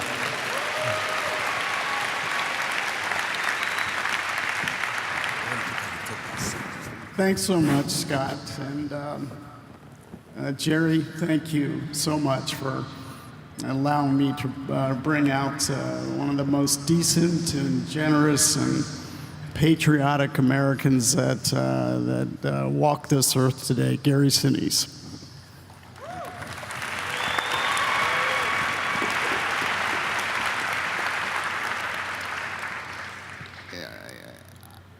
This is a big deal for Gary and I. We've brought a number of slides, some photographs that it'd be kind of a neat show and tell that connect very, very much to Gary's brand new New York Times bestseller. And it's a bit of a walk down memory lane. And we left the Reagan Library just last night and flew in right after the event, a packed crowd, a lot of incredibly patriotic Americans, just like those that I am looking out at this evening. So with that, if I could ask my friends here to put up the very first slide.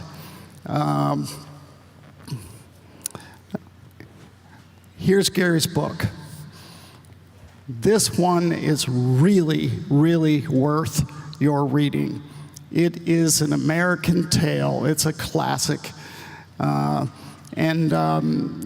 really encourage you to take a look at it. It might change your life. If we could, we'll go to the next slide.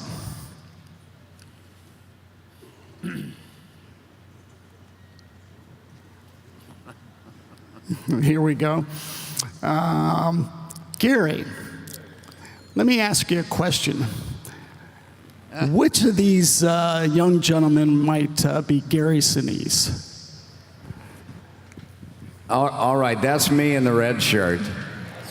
Hi, everybody. It's nice to see you, and thanks for having me.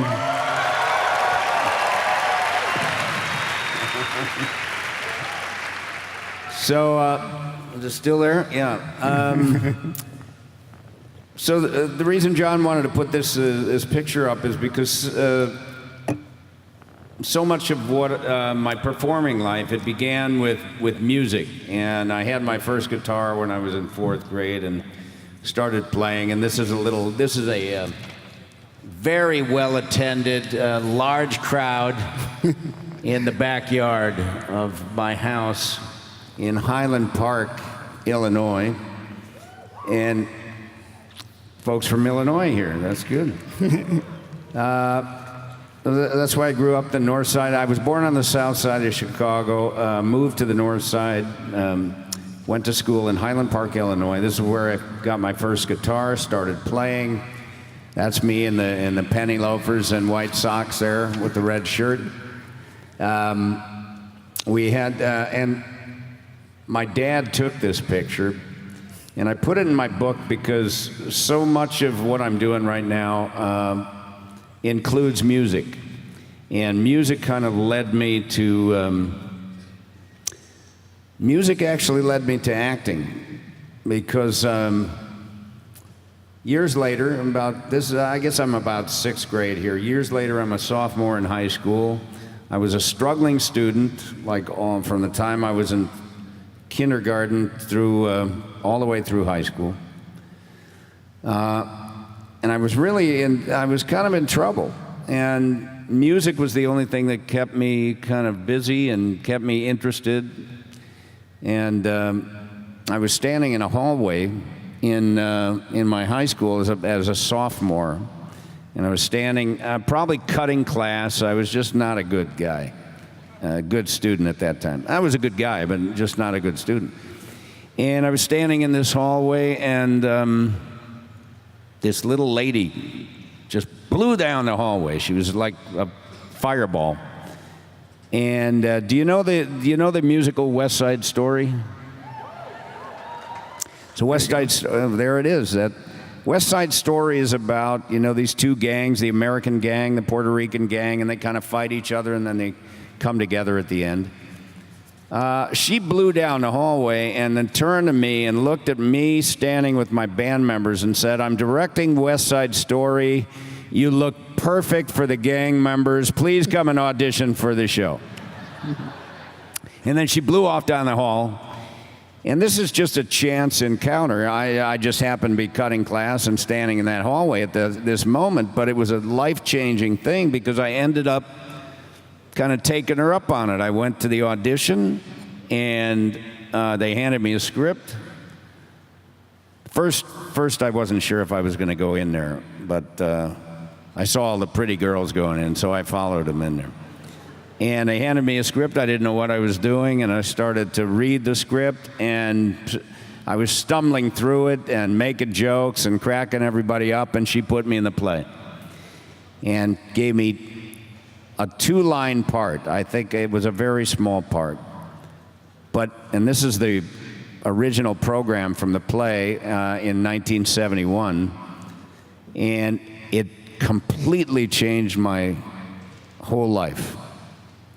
I fell in love with acting. Now I wanted to take all the theater classes. I wanted to come to school and be in all the plays. And I found this purpose that I would carry into my career years later. And obviously I've been doing it since I was 16 years old. Can we go to the next slide? Now, Gary, I thought Steppenwolf was a band. What is this about?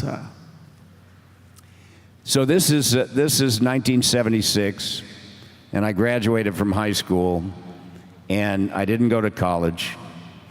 And I wanted to continue that feeling that we had of doing plays in high school. So we got some kids together, and we started a theater company. And we called it Steppenwolf because somebody happened to be reading the book called Steppenwolf, and we needed to put something on the program, so we called it Steppenwolf. And this is 1976. This is our first sign. We were able to get, there was a Catholic school that had closed down, and there was a basement in this Catholic school, and it was a big room. And I went to the priest and I asked him if we could use that room to build a theater, and he said yes. And he gave us the room for like $1 a year. And we went in there, we built an 88-seat theater. My high school buddy, Jeff Perry, has anyone seen the show Scandal? Scandal fans there? Jeff plays the evil chief of staff on Scandal, and he's my best buddy from high school. He was in the production of West Side Story. We started the theater company together. He went to Illinois State University, and that's where he met John Malkovich and actress named Laurie Metcalf, who's done superbly well, really well. Well, let's go to the next slide. A great group of people. There's a bunch of people from Steppenwolf right there. That's Laurie Metcalf on the bottom right. Jeff Perry behind her. That's me in the white shirt with the glasses there. And behind me is my wife, Moira. Up top is Malkovich, and next to him is an actress named Glenn Headley, who unfortunately passed away. On the left, remember Frasier? Remember John Mahoney? He played Frasier's dad. That's John Mahoney behind the woman in the white shirt there. And the woman in the right shirt there is Joan Allen. She's a very well-known actress, nominated for 3 Academy Awards. Great group of people here, and this is the original company of Steppenwolf. Well, speaking of Malkovich, can we go to the next slide? Okay, you know who John Malkovich is? Do you know? Okay, so that's him with me, and this is the play that we did called True West. It's one of the first shows that we moved to New York from Chicago, and Malkovich and I were in it. Nobody knew who we were. We took it to New York in 1982. It was a big hit. It ended up playing a significant role in Steppenwolf's evolution as a company. And by the way, Steppenwolf went from this basement of a Catholic school where no one made any money. I was 18 years old when it started. It's now been around 45 years. We own 3 buildings there. We built 2 of them from the ground up, bought the other 2, renovated them. Really is a wonderful American dream story. In the beginning, we all worked jobs during the day. I worked on a loading dock at Neiman Marcus, unpacking boxes and pulling them off trucks. Malkovich drove a school bus.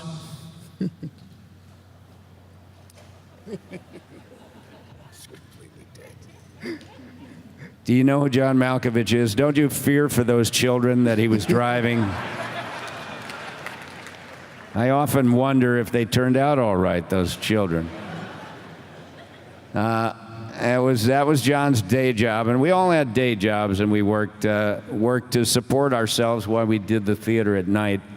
Now the theater company has over 50 actors, writers, directors, artists that are involved in it, and again, it's a internationally recognized theater company. And there's a lot in my book about this, the importance of this stuff to how I would eventually move into the television and movie business. Well, speaking of important stuff, this next slide, I believe, Gary, this production really changed your life. So I I have a lot of veterans in my family. And where are all our veterans out here? Can we have all our veterans stand up and be recognized by the audience here? And anyone who served our country.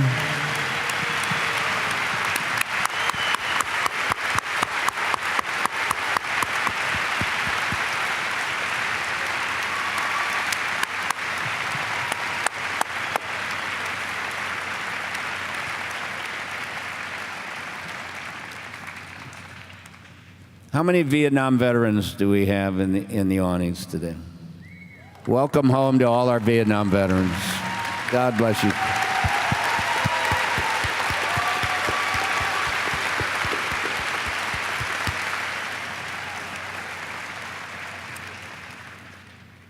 So, I have Vietnam veterans in my family. On my wife's side of the family, I have World War I. My grandfather served during the Battle of the Argonne in France, 1917, 1918. He had 3 sons. 2 of them served in World War II, one on a ship in the Pacific, the other a navigator on a B-17 bomber over Europe. My dad served in the Navy in the early 50s. On my wife's side of the family, her 2 brothers served in Vietnam, one as a combat assault helicopter pilot, 800 combat hours. The other, a West Point graduate, went as a platoon leader, a lieutenant, and then went back again as a company commander, a captain. Then he went to West Point, taught as a major there. He was teaching at Fort Leavenworth as a lieutenant colonel in the early 80s. He was diagnosed with cancer and unfortunately passed away in 1983. I got to know these Vietnam veterans very, very closely in my family, and they really, I think even more so than the veterans in my own family, the Vietnam veterans on my wife's side of the family were the ones that really awakened something in me as a young person. I was an 18-year-old high school kid in 1973 when combat operations ended in Vietnam. And during the Vietnam War, I remember very specifically the nightly news broadcasts of casualty reports and what was going on in Vietnam. But I was caught up with playing music. I was caught up with doing theater. I was caught up with just being a high school kid. And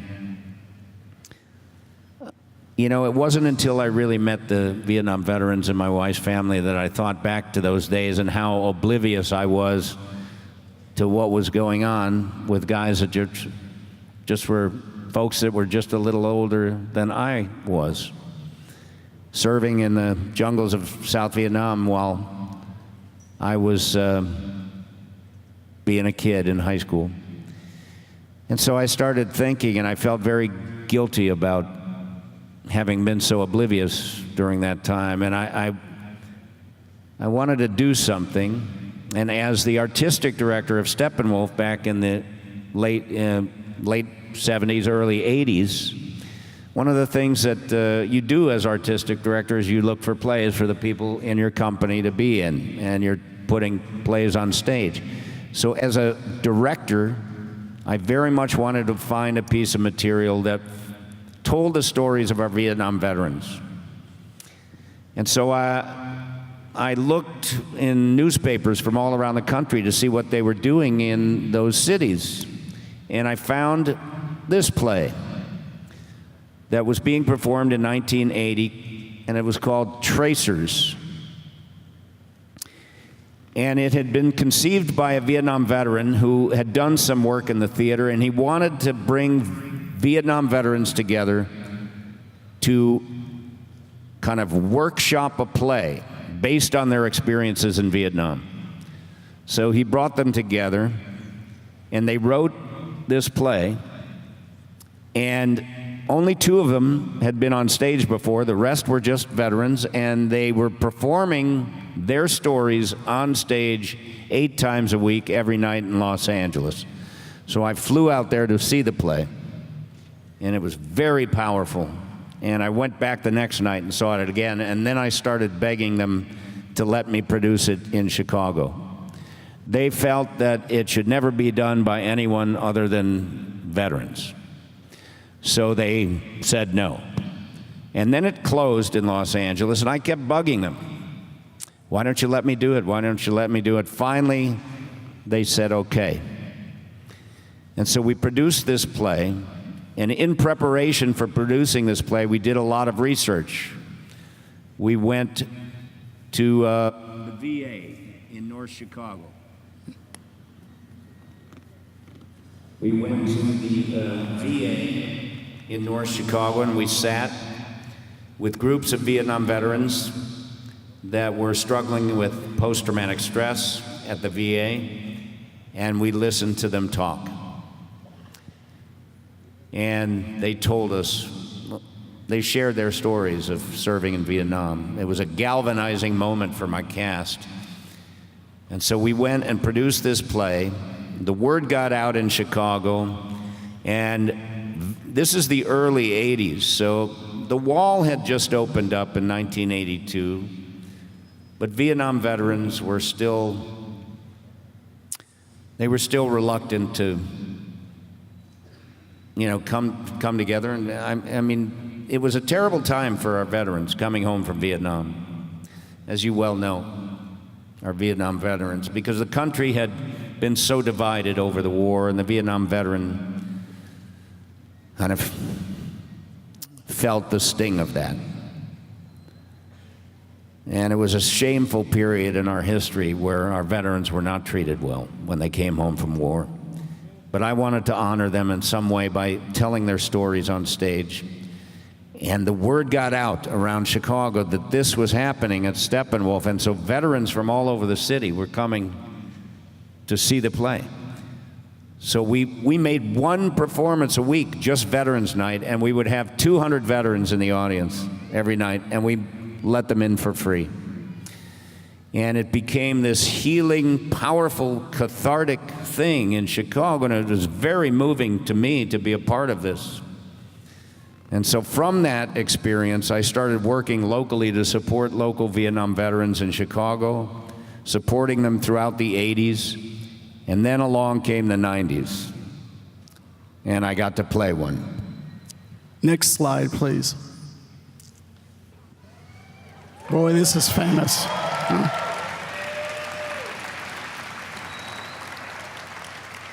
This changed your life as well. Yes, so 10 years later, after I did that play, we had moved out to Los Angeles, and I was trying to get acting work.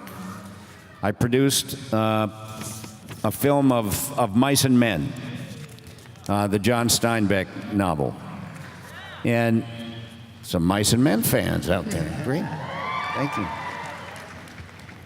And I think that got the attention of the producers and the director of Forrest Gump, because they called and asked me to come in and audition for this part.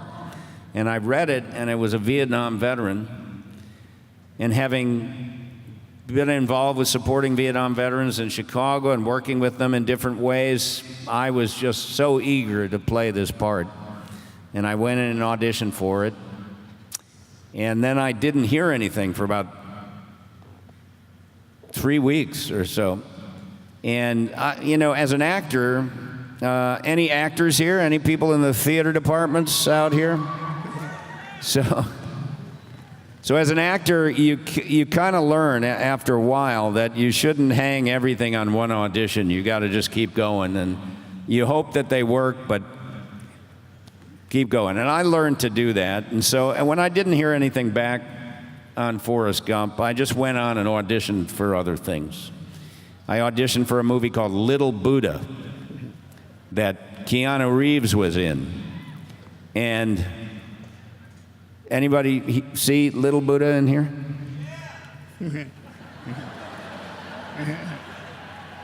You're the only one, man. You saw it. Great. Great. I mean, so how many people saw Forrest Gump?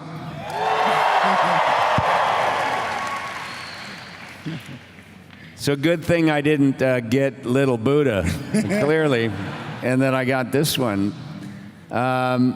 I screen tested for Little Buddha. It was between me and Chris Isaak. You know Chris Isaak? He's the rockabilly guitar player, country guy. And Chris auditioned for it. He got the part. Luckily, I didn't get the part because I may have taken it because I needed work. And I got this part instead. And it turned the whole career into a different direction. From that point on, I started supporting our wounded through the DAV, Disabled American Veterans Organization. They invited me. You know, Forrest Gump is 25 years old this year. And 25 years ago, they invited me to the DAV invited me to their national convention. I document all this in the book. It was a very powerful moment. They invited me to come on stage.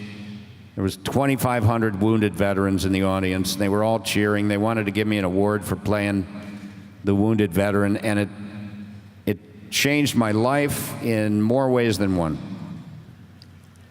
Next slide. Now, this is quite a different role. And I think I remember, Gary, I think you told me once that this is one of your most favorite roles that you played. Yeah, so that's Harry Truman. I got to play Harry Truman for HBO in an HBO film. It did very, very well. In fact, I went to the Oscars for Forrest Gump, and the day after the Oscars, I got on a plane and went to Kansas City and started shooting this. President Harry Truman. It was based on a book by David McCullough. That is a full plastic silicone gel face. That it went from here to here. It was just a completely fake face to make me look old like Harry Truman. And I would sit in the makeup chair for 4.5 hours in the morning, and then we'd shoot for 12 or 13 hours. I mean, it was a really long day. But it was worth it because the movie did really well on HBO. It won a bunch of awards. I won some awards for that. And it led to other things. You know, you're always hoping that you get the next big part, and that would just keep the momentum going. And this one certainly did that. Now, you went to Broadway as well, I think. Next slide. Here's an interesting shot.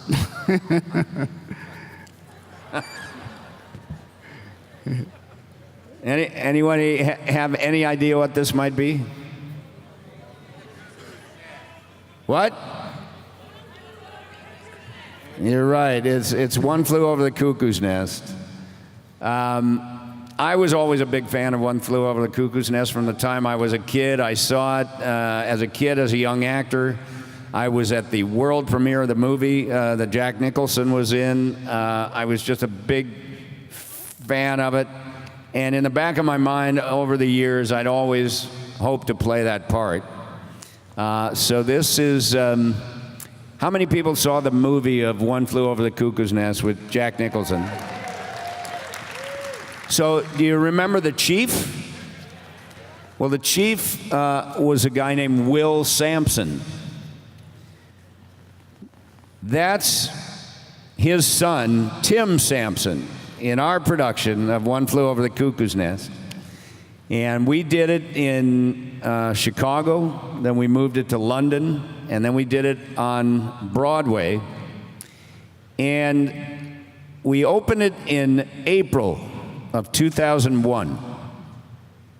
We were supposed to close September 16th, 2001. But for a few reasons, we decided to close early, July 29th, 2001. Next slide. That's you holding the American flag, right? This is September 14th, 2001. This is 3 days after the attacks of September 11th. I would have been in New York had the play run its full run to September 16th, but now I'm back in California. And we all experienced that terrible day. And President Bush declared that the Friday after the Tuesday of the attacks would be a national day of prayer. And I'm sure you remember churches, places of worship across the country were just filled to the gills. People looking for comfort, looking for hope. We were all filled with a terrible fear that these attacks were going to happen again. Remember anthrax going through the mail all of a sudden within a couple of weeks of the attacks? There was a fear. Our hearts were broken. It was just a very difficult time. And so that day, earlier that day, I was in our little church, and it was packed, and I was standing up against the wall and tears running down my face. And I remember just feeling called in some way to, I didn't know what, but that I had to participate in some kind of healing for the country in some way. And this is the candlelight vigil in our neighborhood, and they were happening all over the country. People in the neighborhood were walking down to the corner for the candlelight vigil, and I started to walk there, and then I ran back and I grabbed this flag and I brought it there, and at one point everybody turned to me and they started to recite the Pledge of Allegiance, and everyone was singing patriotic songs, God Bless America, and tears running down our faces, and I just lifted up the flag at that point. Somebody snapped that picture. And there's a chapter in my book called Turning Point. And the book is called Grateful American. I am a grateful American. A journey from self to service. Prior to this moment, I was focused on this singular thing in my life, this acting, directing, the career. But things changed after that event. And I write very specifically what that did and how I turned towards service to heal this broken heart from that terrible day. And it just started to snowball from there. Well, speaking of turning from self to service, here's where it led you next. Can we see the next slide? So this is November 2003 in Balad, Iraq, at Balad Air Base. It was called Camp Anaconda. There's about 6,000 troops there. I was there with Wayne Newton, and Chris Isaak was there as well. He was performing. Chris Isaak, I don't know if you know him, but he's the one who got the part in Little Buddha.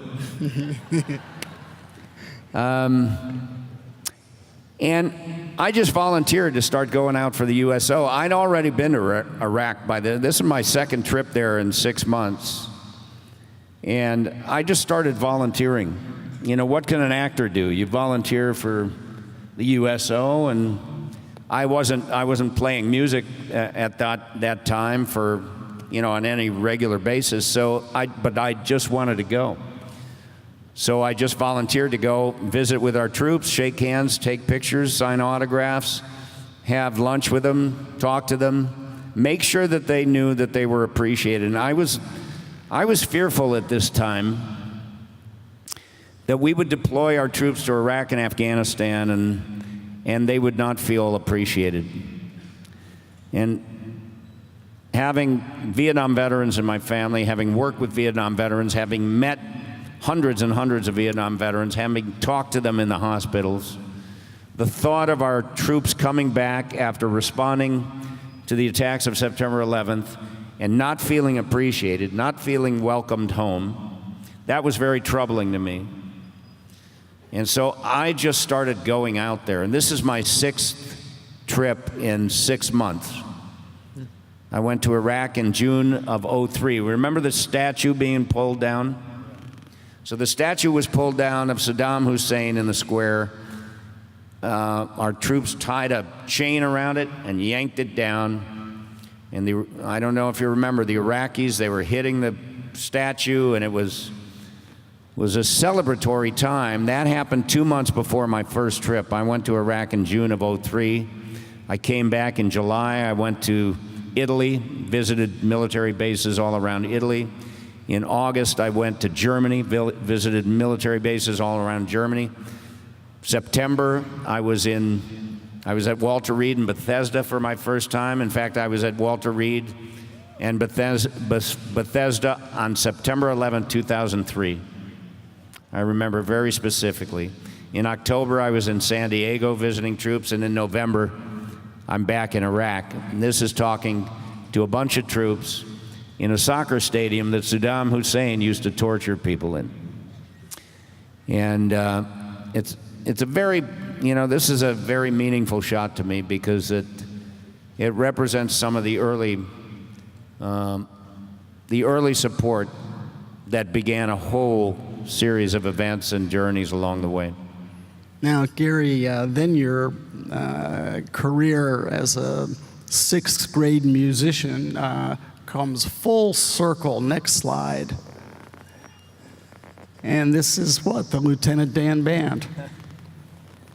So I have a band, if you don't know that. One person does. That's good. Thank you very much. As I said, yeah, I played music all the way through high school and up into my early 20s, and I got very, very busy with the theater company and didn't play, and then picked it up again in the late 90s, and then September 11th happened. And on my first tour, that June '03 tour, I was on a tour with 180 different people on that tour. It was a giant tour. Northwest Airlines gave us a 747. And me and a bunch of entertainers got on that airplane and went over to Iraq. Kid Rock was on that tour. Leanne Womack was on that tour.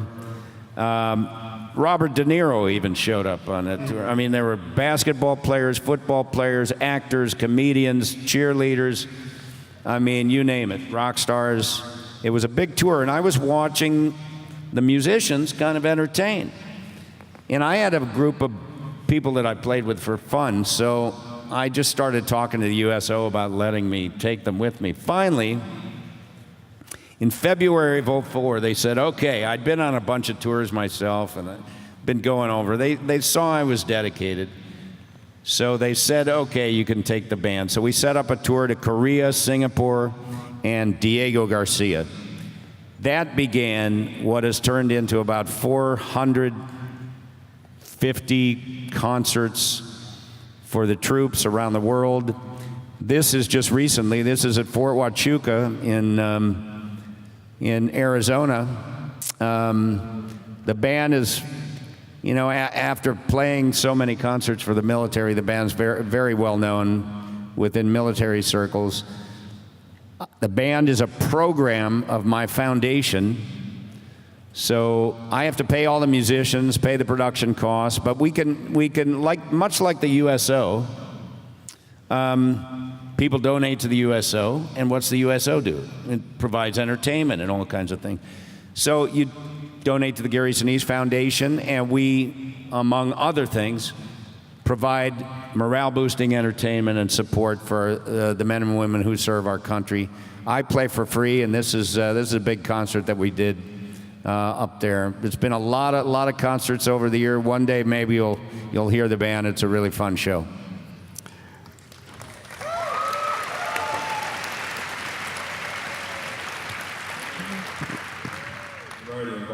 Play here.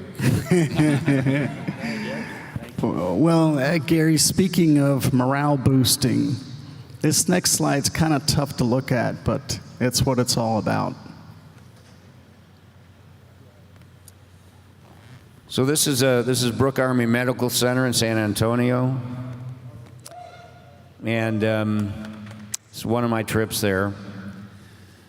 So as I said, I began making regular trips to the hospital starting in 2003. In fact, my first trip to a military hospital to visit our wounded was not in Washington, it was in Germany. On that August trip to Germany, I went to Landstuhl Medical Center, which is, for our military folks, they might know this. Landstuhl is where our service members who are injured, they will go to Landstuhl first from the battlefield in Afghanistan, Iraq, wherever, and they will be stabilized at Landstuhl, and then they will fly home. They'll quite often go to Walter Reed or Bethesda, and now that they're combined now. At the time that I first started visiting, there were two different hospitals in D.C., Walter Reed and Bethesda. There's also Fort Belvoir. This is in San Antonio, and this is where our primary burn unit is. So if you are badly burned, you will go to San Antonio, to BAMC. This Marine had been on a mission in Thailand, actually. He was based in Okinawa, and he was flying a mission in Thailand. His helicopter went down in Thailand. This is in the intensive care unit, and his family asked me to go in and talk to him. He was not aware that I was there. He lost a hand and a leg, and he was badly burned. And the thing that I've experienced over the years with multiple visits to the hospitals many, many times over and over and over is that I can see our wounded in various stages of their recovery. So on my next trip, I went, and he was in a wheelchair. And he met me for really the first time, because here he didn't know I was talking to him there. And the bandages were off. He was in a wheelchair. He was up. He was moving around. The next time I was at BAMC, he was on a prosthetic and moving around. And now he's retired from the Marine Corps, and he's teaching in Michigan, and he's doing very, very well.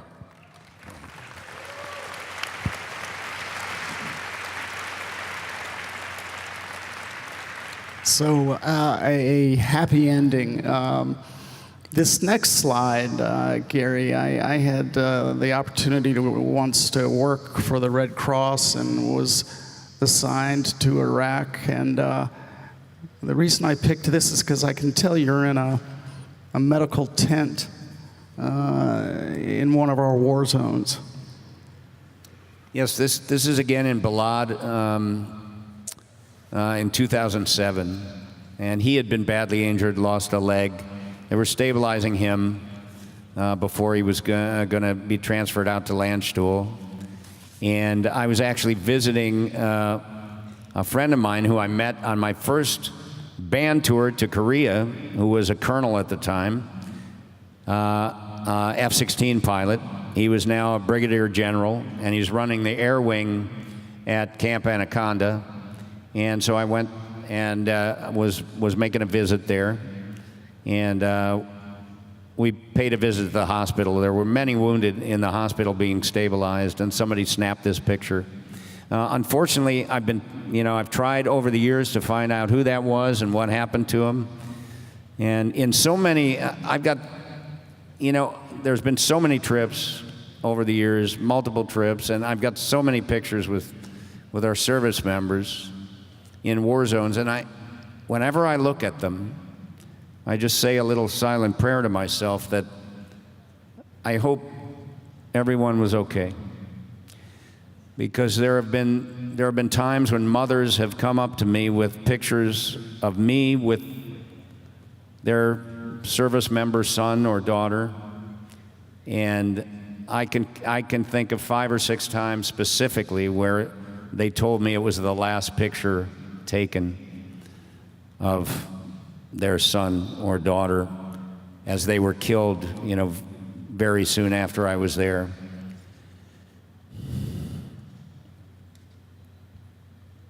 So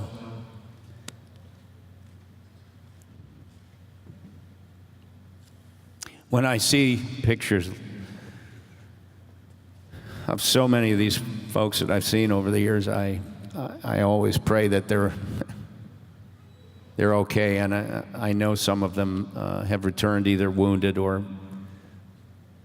you come home to their final rest. And when you go on these trips, and I'm seeing 2,000 people at once in a 2-hour period, shaking hands, taking pictures very quickly, just giving them that moment, that 20-second moment.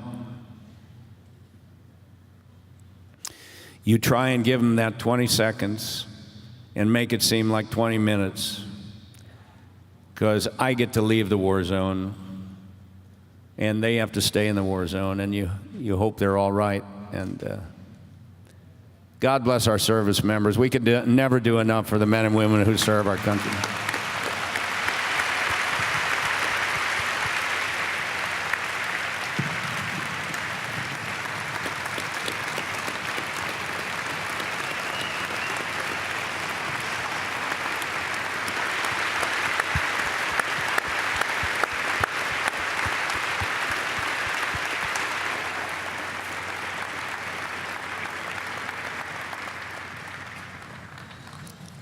Gary, let's go to, sometimes there's joyous moments too. Next slide. So quickly, so early in the war, in 2004, after my second trip to Iraq, on my second trip to Iraq, that trip where we were in the soccer stadium, during that trip the troops wanted to show us one of the schools that they had refurbished. And you weren't hearing about all these good news things, and this is prior to the insurgency really ramping up and heating up. But they took us out to an Iraqi school that they had rebuilt, completely rebuilt. Nobody was hearing about these civil affairs projects, but they wanted to show me and Wayne Newton and some of our group. So we went in convoy. It was dangerous, but we went out to the school. And the first impression that I remember was the troops getting out of the Humvees and out of the trucks, and the kids just running up to them and grabbing them and hugging them. And these were the soldiers that had helped to rebuild their school. And it was such a joyous, wonderful time. And we went around to all the classrooms, and I remember me and Wayne and Neil McCoy, a great country artist, and Chris Isaac going into one classroom, and the 4 of us sang "You Are My Sunshine" to the Iraqi kids. They didn't know what we were saying, but they liked it, but I saw all the kids sitting it was very basic. I mean, in our classrooms, you have things on the walls, and there's drawings and ABCs, and there's toys and all kinds of things like that. Nothing on the walls here. All they had was these desks that were kind of long, and you would have 3 or 4 kids sitting at each desk, and they'd be sharing like one little pencil stub. And so I got the idea, hey, when I got home, I went to my children's school and I showed them pictures of my trip, and I said, let's collect a bunch of school supplies and we'll ship them over there. So I shipped we got 25 boxes, shipped them over there, and that began a program that eventually we created called Operation Iraqi Children that we launched in 2004. We started taking in donations. We ended up between 2004 and 2013 shipping hundreds of thousands of school supply kits, pens, paper, pencils, erasers, all these things that the kids don't have over there. We ended up shipping them to Iraq And then we changed it to Operation International Children because we were shipping to Afghanistan, Djibouti, Haiti, the Philippines, all these different places. Hundreds of thousands of school supplies because we were now taking in donations. People would send us supplies. And this trip, this 2009, around Thanksgiving 2009, I got to take 500 backpacks over to the border, right near the border of Afghanistan and Pakistan. That's the schoolhouse. It's a little mud hut. And those are the children. As you can see, some have shoes, some don't. But I got to give them each a backpack filled with school supplies as part of our program, Operation International Children. And I write about Operation International Children in Grateful American. It was a very, very positive program, very positive hearts and minds program.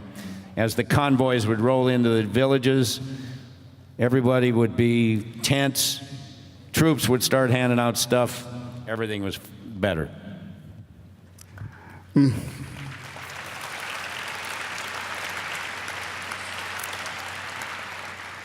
We're getting near the end here.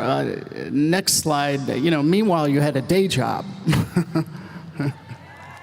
Yeah. CSI New York fans out there? So CSI New York came at the perfect time. It came in 2004, right when I was ramping up all kinds of military support. And I didn't have my own foundation at the time. The way I was doing a lot of it was through other organizations, supporting the USO, traveling to play for the troops, visiting hospitals, supporting multiple military charities. Many of them are listed as in this call to action section at the back of my book because they were very, very important in teaching me. I learned so much from working with all these military charities who are operating in all these different spaces, including supporting first responders.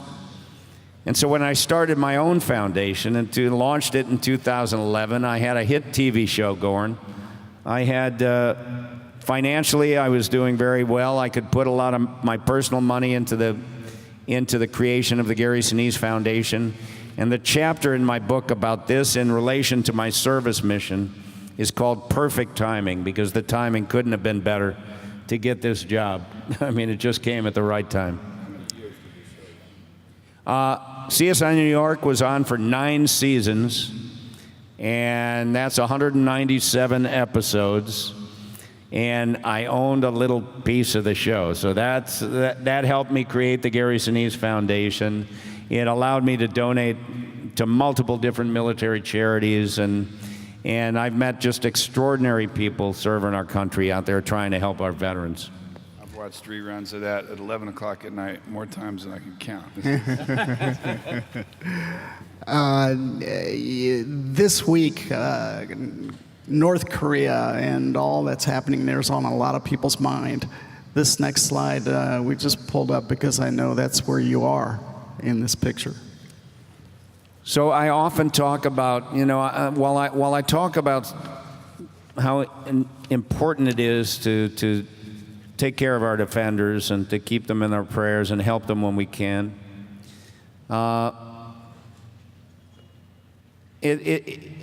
I want people to know why we should do it. These are our freedom providers. They sacrifice for freedom, for the freedom of the United States and for the freedom of the world. And when you go to places that don't really understand what that is, places like Iraq and Afghanistan, places that have been under the thumb of a dictator, this is the border between North and South Korea, the DMZ. And I often talk about this, and I write about it in my book. I don't think there's a place on earth where you can stand and feel the difference between freedom and slavery any stronger and more powerfully than standing on the DMZ. Because the borderline is only this, it's this big. And it's a small concrete block that just runs down like this. It's about this high. And I can stand on the south side right here, and I could step over to the north side if I wanted to. And on some of these trips that I've made to the DMZ, the North Korean guards will come right down to their side of the border, and they'll be standing 2 feet away from me, just staring at me, taking pictures. And you can look into the eyes of a North Korean this close. I was there in 1983, and at that time they were digging tunnels under. Oh yeah, we went down into some of those tunnels. And there's probably still tunnels that they haven't found. They've found 4 of them. And just imagine how many North Koreans died, in digging those tunnels. Trying to dig them, yeah.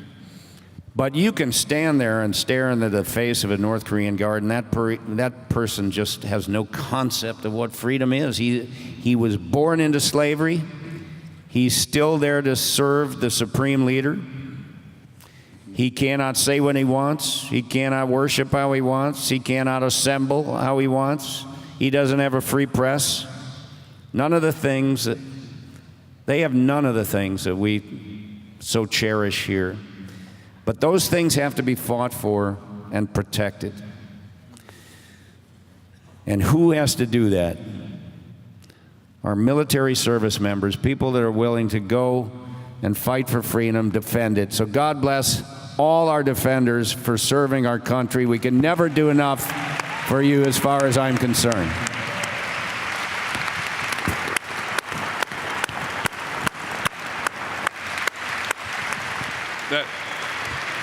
That slide of the hospital tent.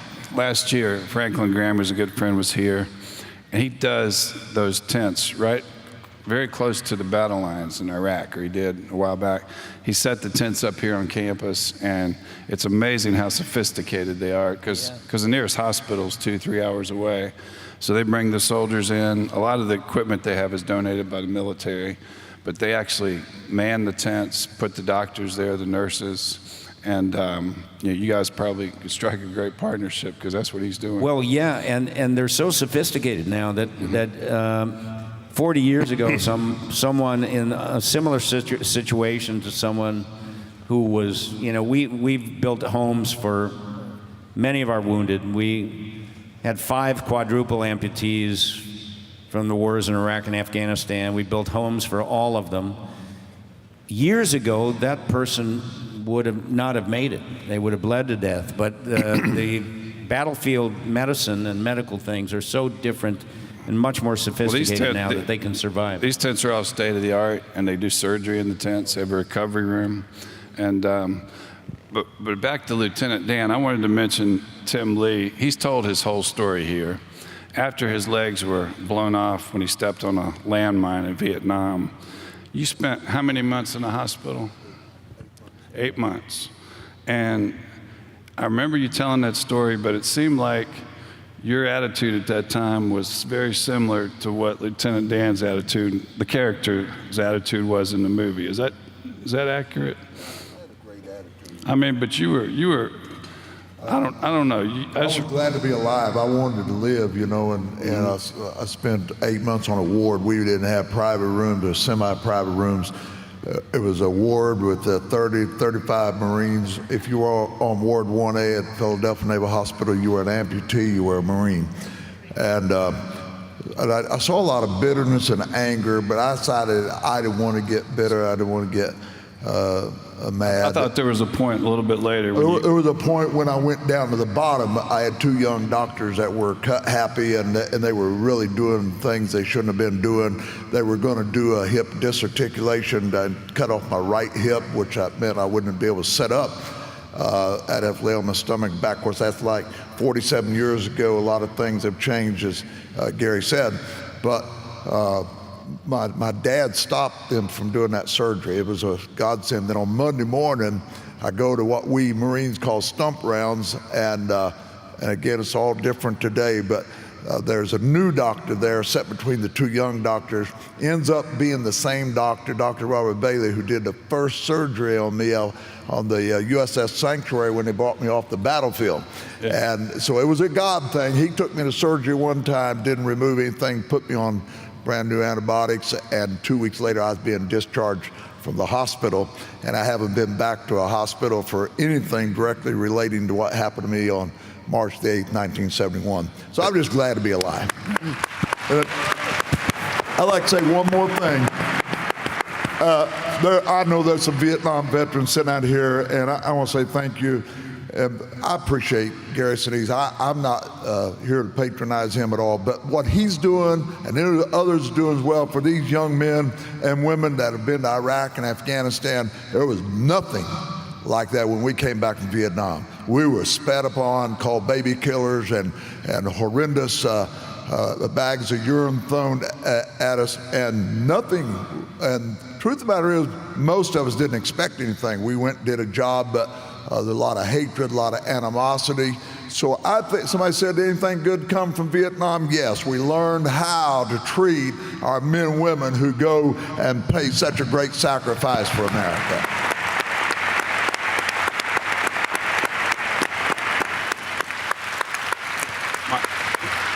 My point was that you did such a good job with that character, showing what so many men, like when Tim was at his low point, what so many other Vietnam vets went through. I think that was a big part, plus what you're doing now, of making sure that never happens to any veterans coming home again. We appreciate you. Yeah. Yeah. Our final slide here, what you're doing now, it's the Gary Sinise Foundation. It's what has become the focus of your life. So yes, having worked with multiple military charities, learned from them, raised money for many of them over the years, it just became clear that this was a part of my life that was going to be with me for a long time. So I started the Gary Sinise Foundation. We have multiple programs at the Gary Sinise Foundation doing a lot of great things. I write about it in the book. You can go to GarySiniseFoundation.org. There are many, many videos on the YouTube channel that show our programs in action, and you can meet the people that we're supporting and that kind of thing. It's been a beautiful mission. It's given my life great purpose and meaning to be able to use the success that I've had in the movie and television business and do some good with it to help somebody else.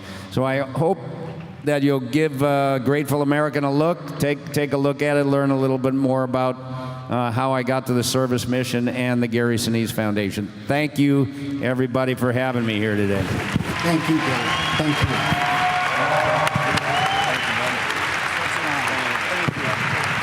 Gary Sinise, wow. Grateful American. Woo. Well, you may be seated. I'm going to take just a few moments. They've given me the opportunity to do what I think is the greatest thing here today, and I'm not going to take a long time. I know you've been here a long time, so I'll tell you, like Elizabeth Taylor told her 8th husband, I won't keep you long, all right? And she didn't. They're getting ready to give away a new car here in just a few moments. You don't want to miss that. And let me tell you just a little bit. I was raised in a pastor's home. My dad was a Southern Baptist pastor for almost 60 years, and then my mom, one of the godliest women I've ever known. We had her homegoing service this last Tuesday, but I was raised in a great family, not a perfect family, but no stretch of the imagination, but a great family, 5 children.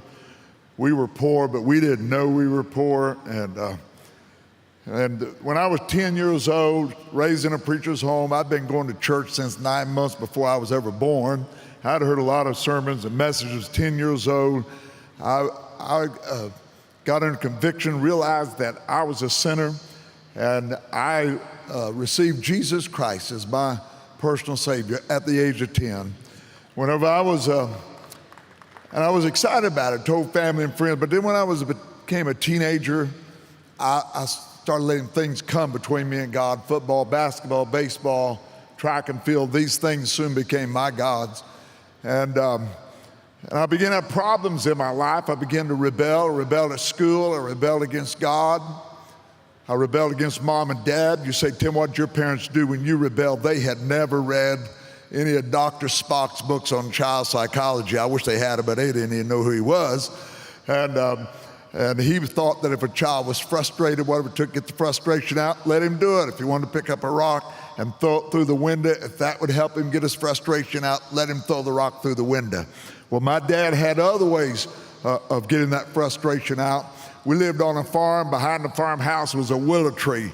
Don't know whether you know what willow trees are good for or not. You don't get any fruit off of them. Not a very good shade tree. The only thing they're good for is to get a switch off of. And the only praying I did back then was for that tree to die, and it never did die. But I got further and further and further away from God, and I set track records in high school in the hurdles and a long jump, and won a track scholarship offer, but getting further and further and further away from God. I ended up graduating high school, started college today, working nights, my life a disaster. Ended up getting fired from my job. I ended up getting kicked out of college. My life a total mess.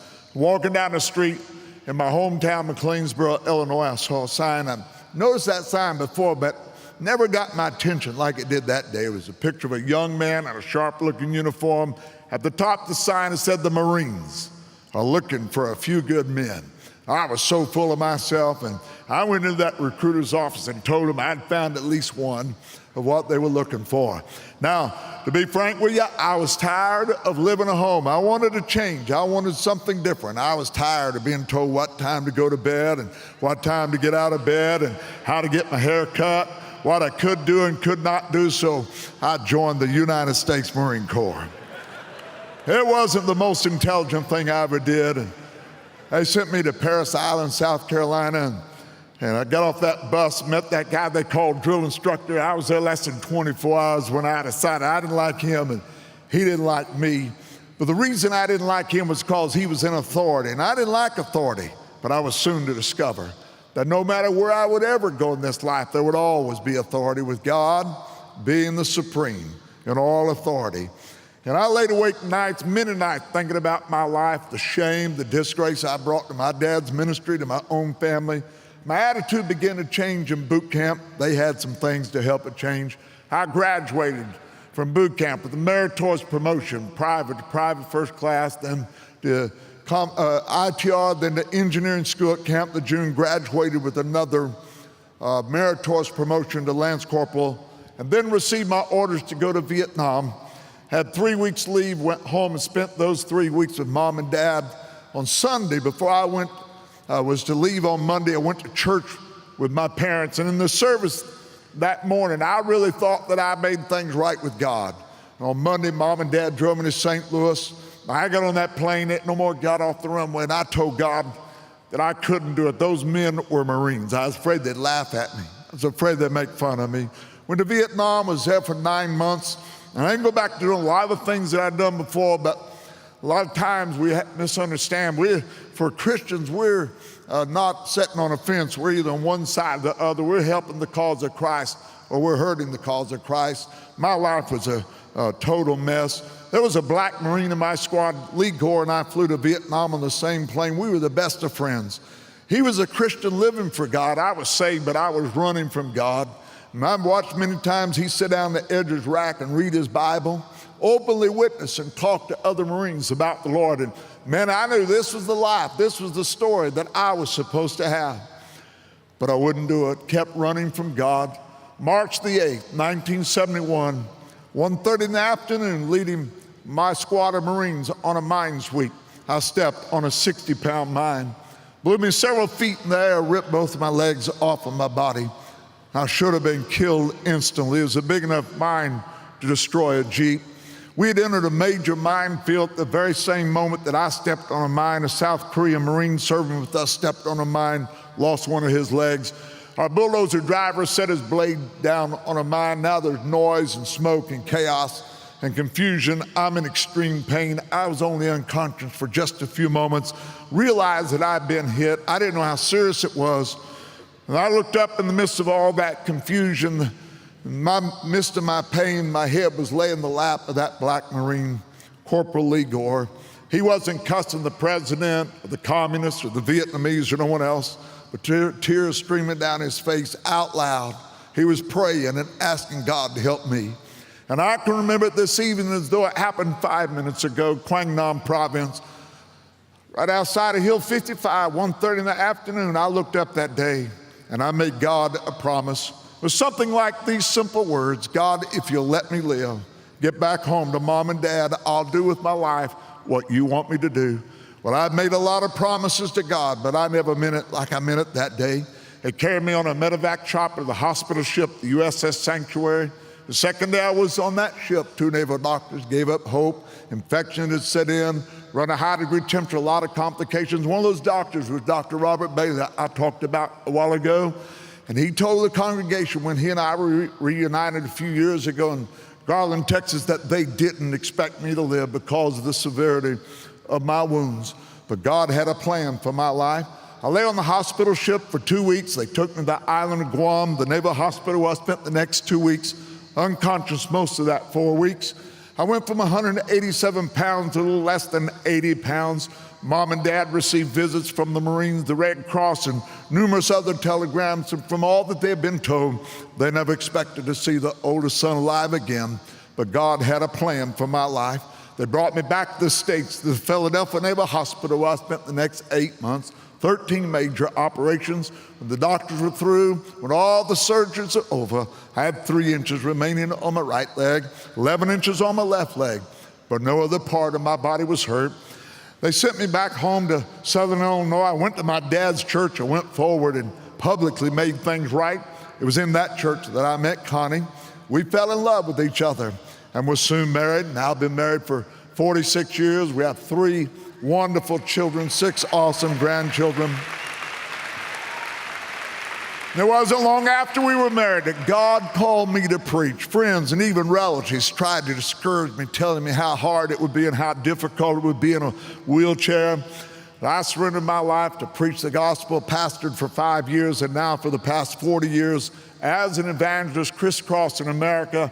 I've been in every state with the exception of North Dakota, and I don't even know if anybody lives up there anymore. And many foreign countries preaching God's word. And I'll tell you today, like I've said so many times, the past 47 plus years have absolutely been the happiest years of my life.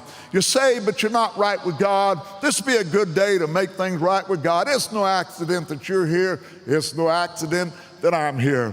But the happiest and the greatest news that I want to tell you in the next 2 minutes is this.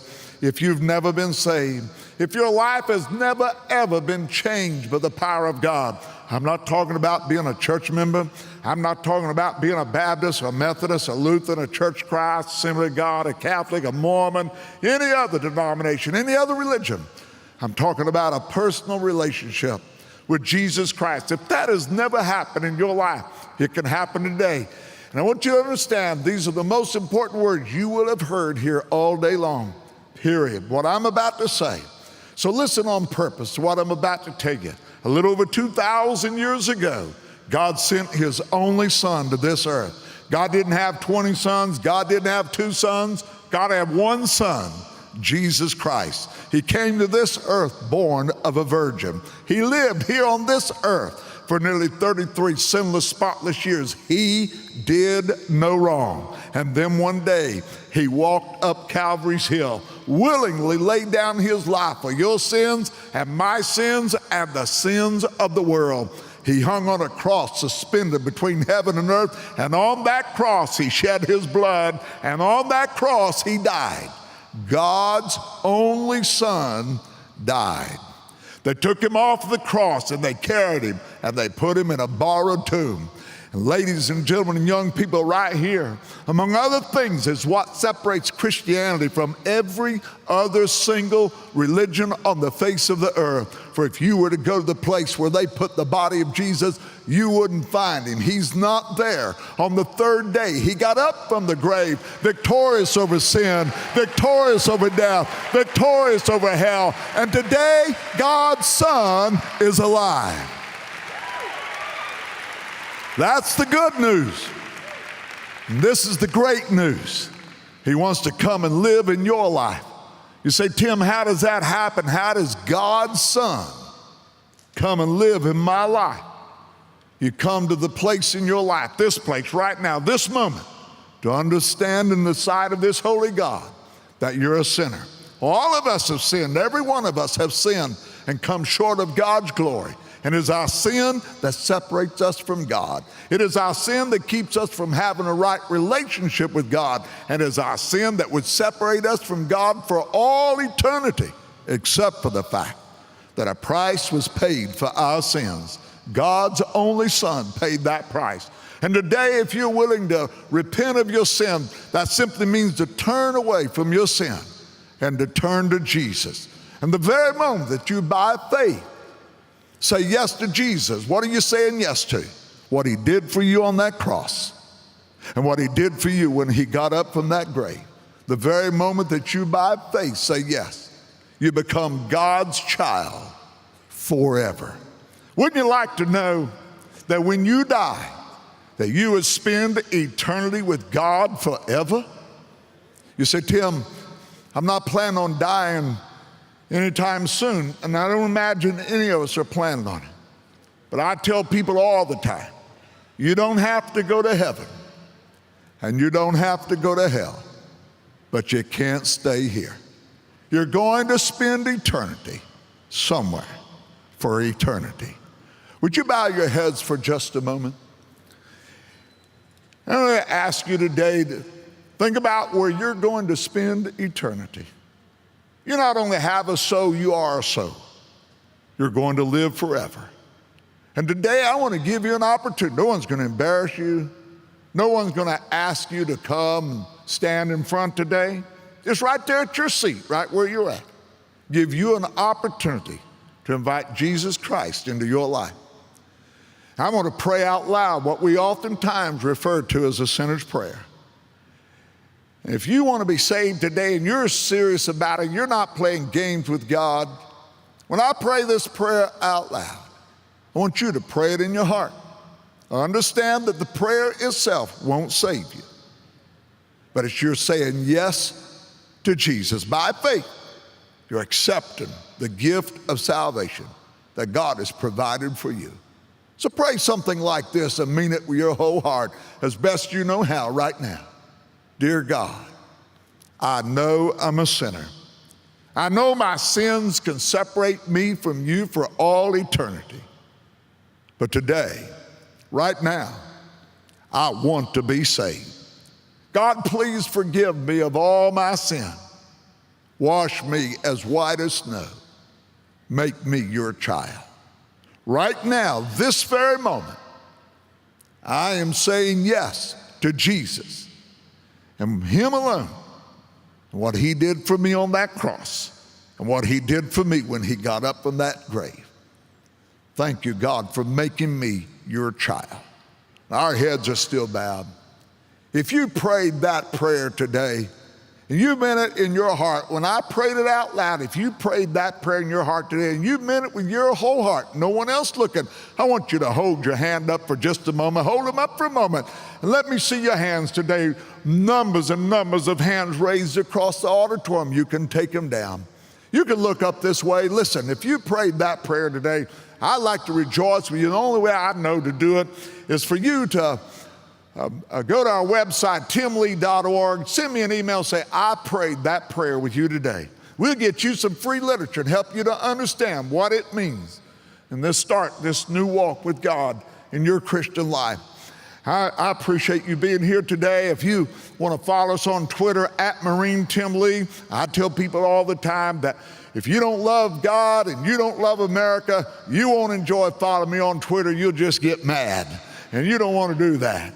But @MarineTimLee, let's keep standing for God. Let's keep standing for America. Let's keep what's doing right for this country. We fought an enemy overseas, and now we're fighting an enemy in America. And I've said thousands of times, America's worth living for, America's worth fighting for, and if needs be, America's worth dying for. Let's stand up for America. Thank you so much. God bless you.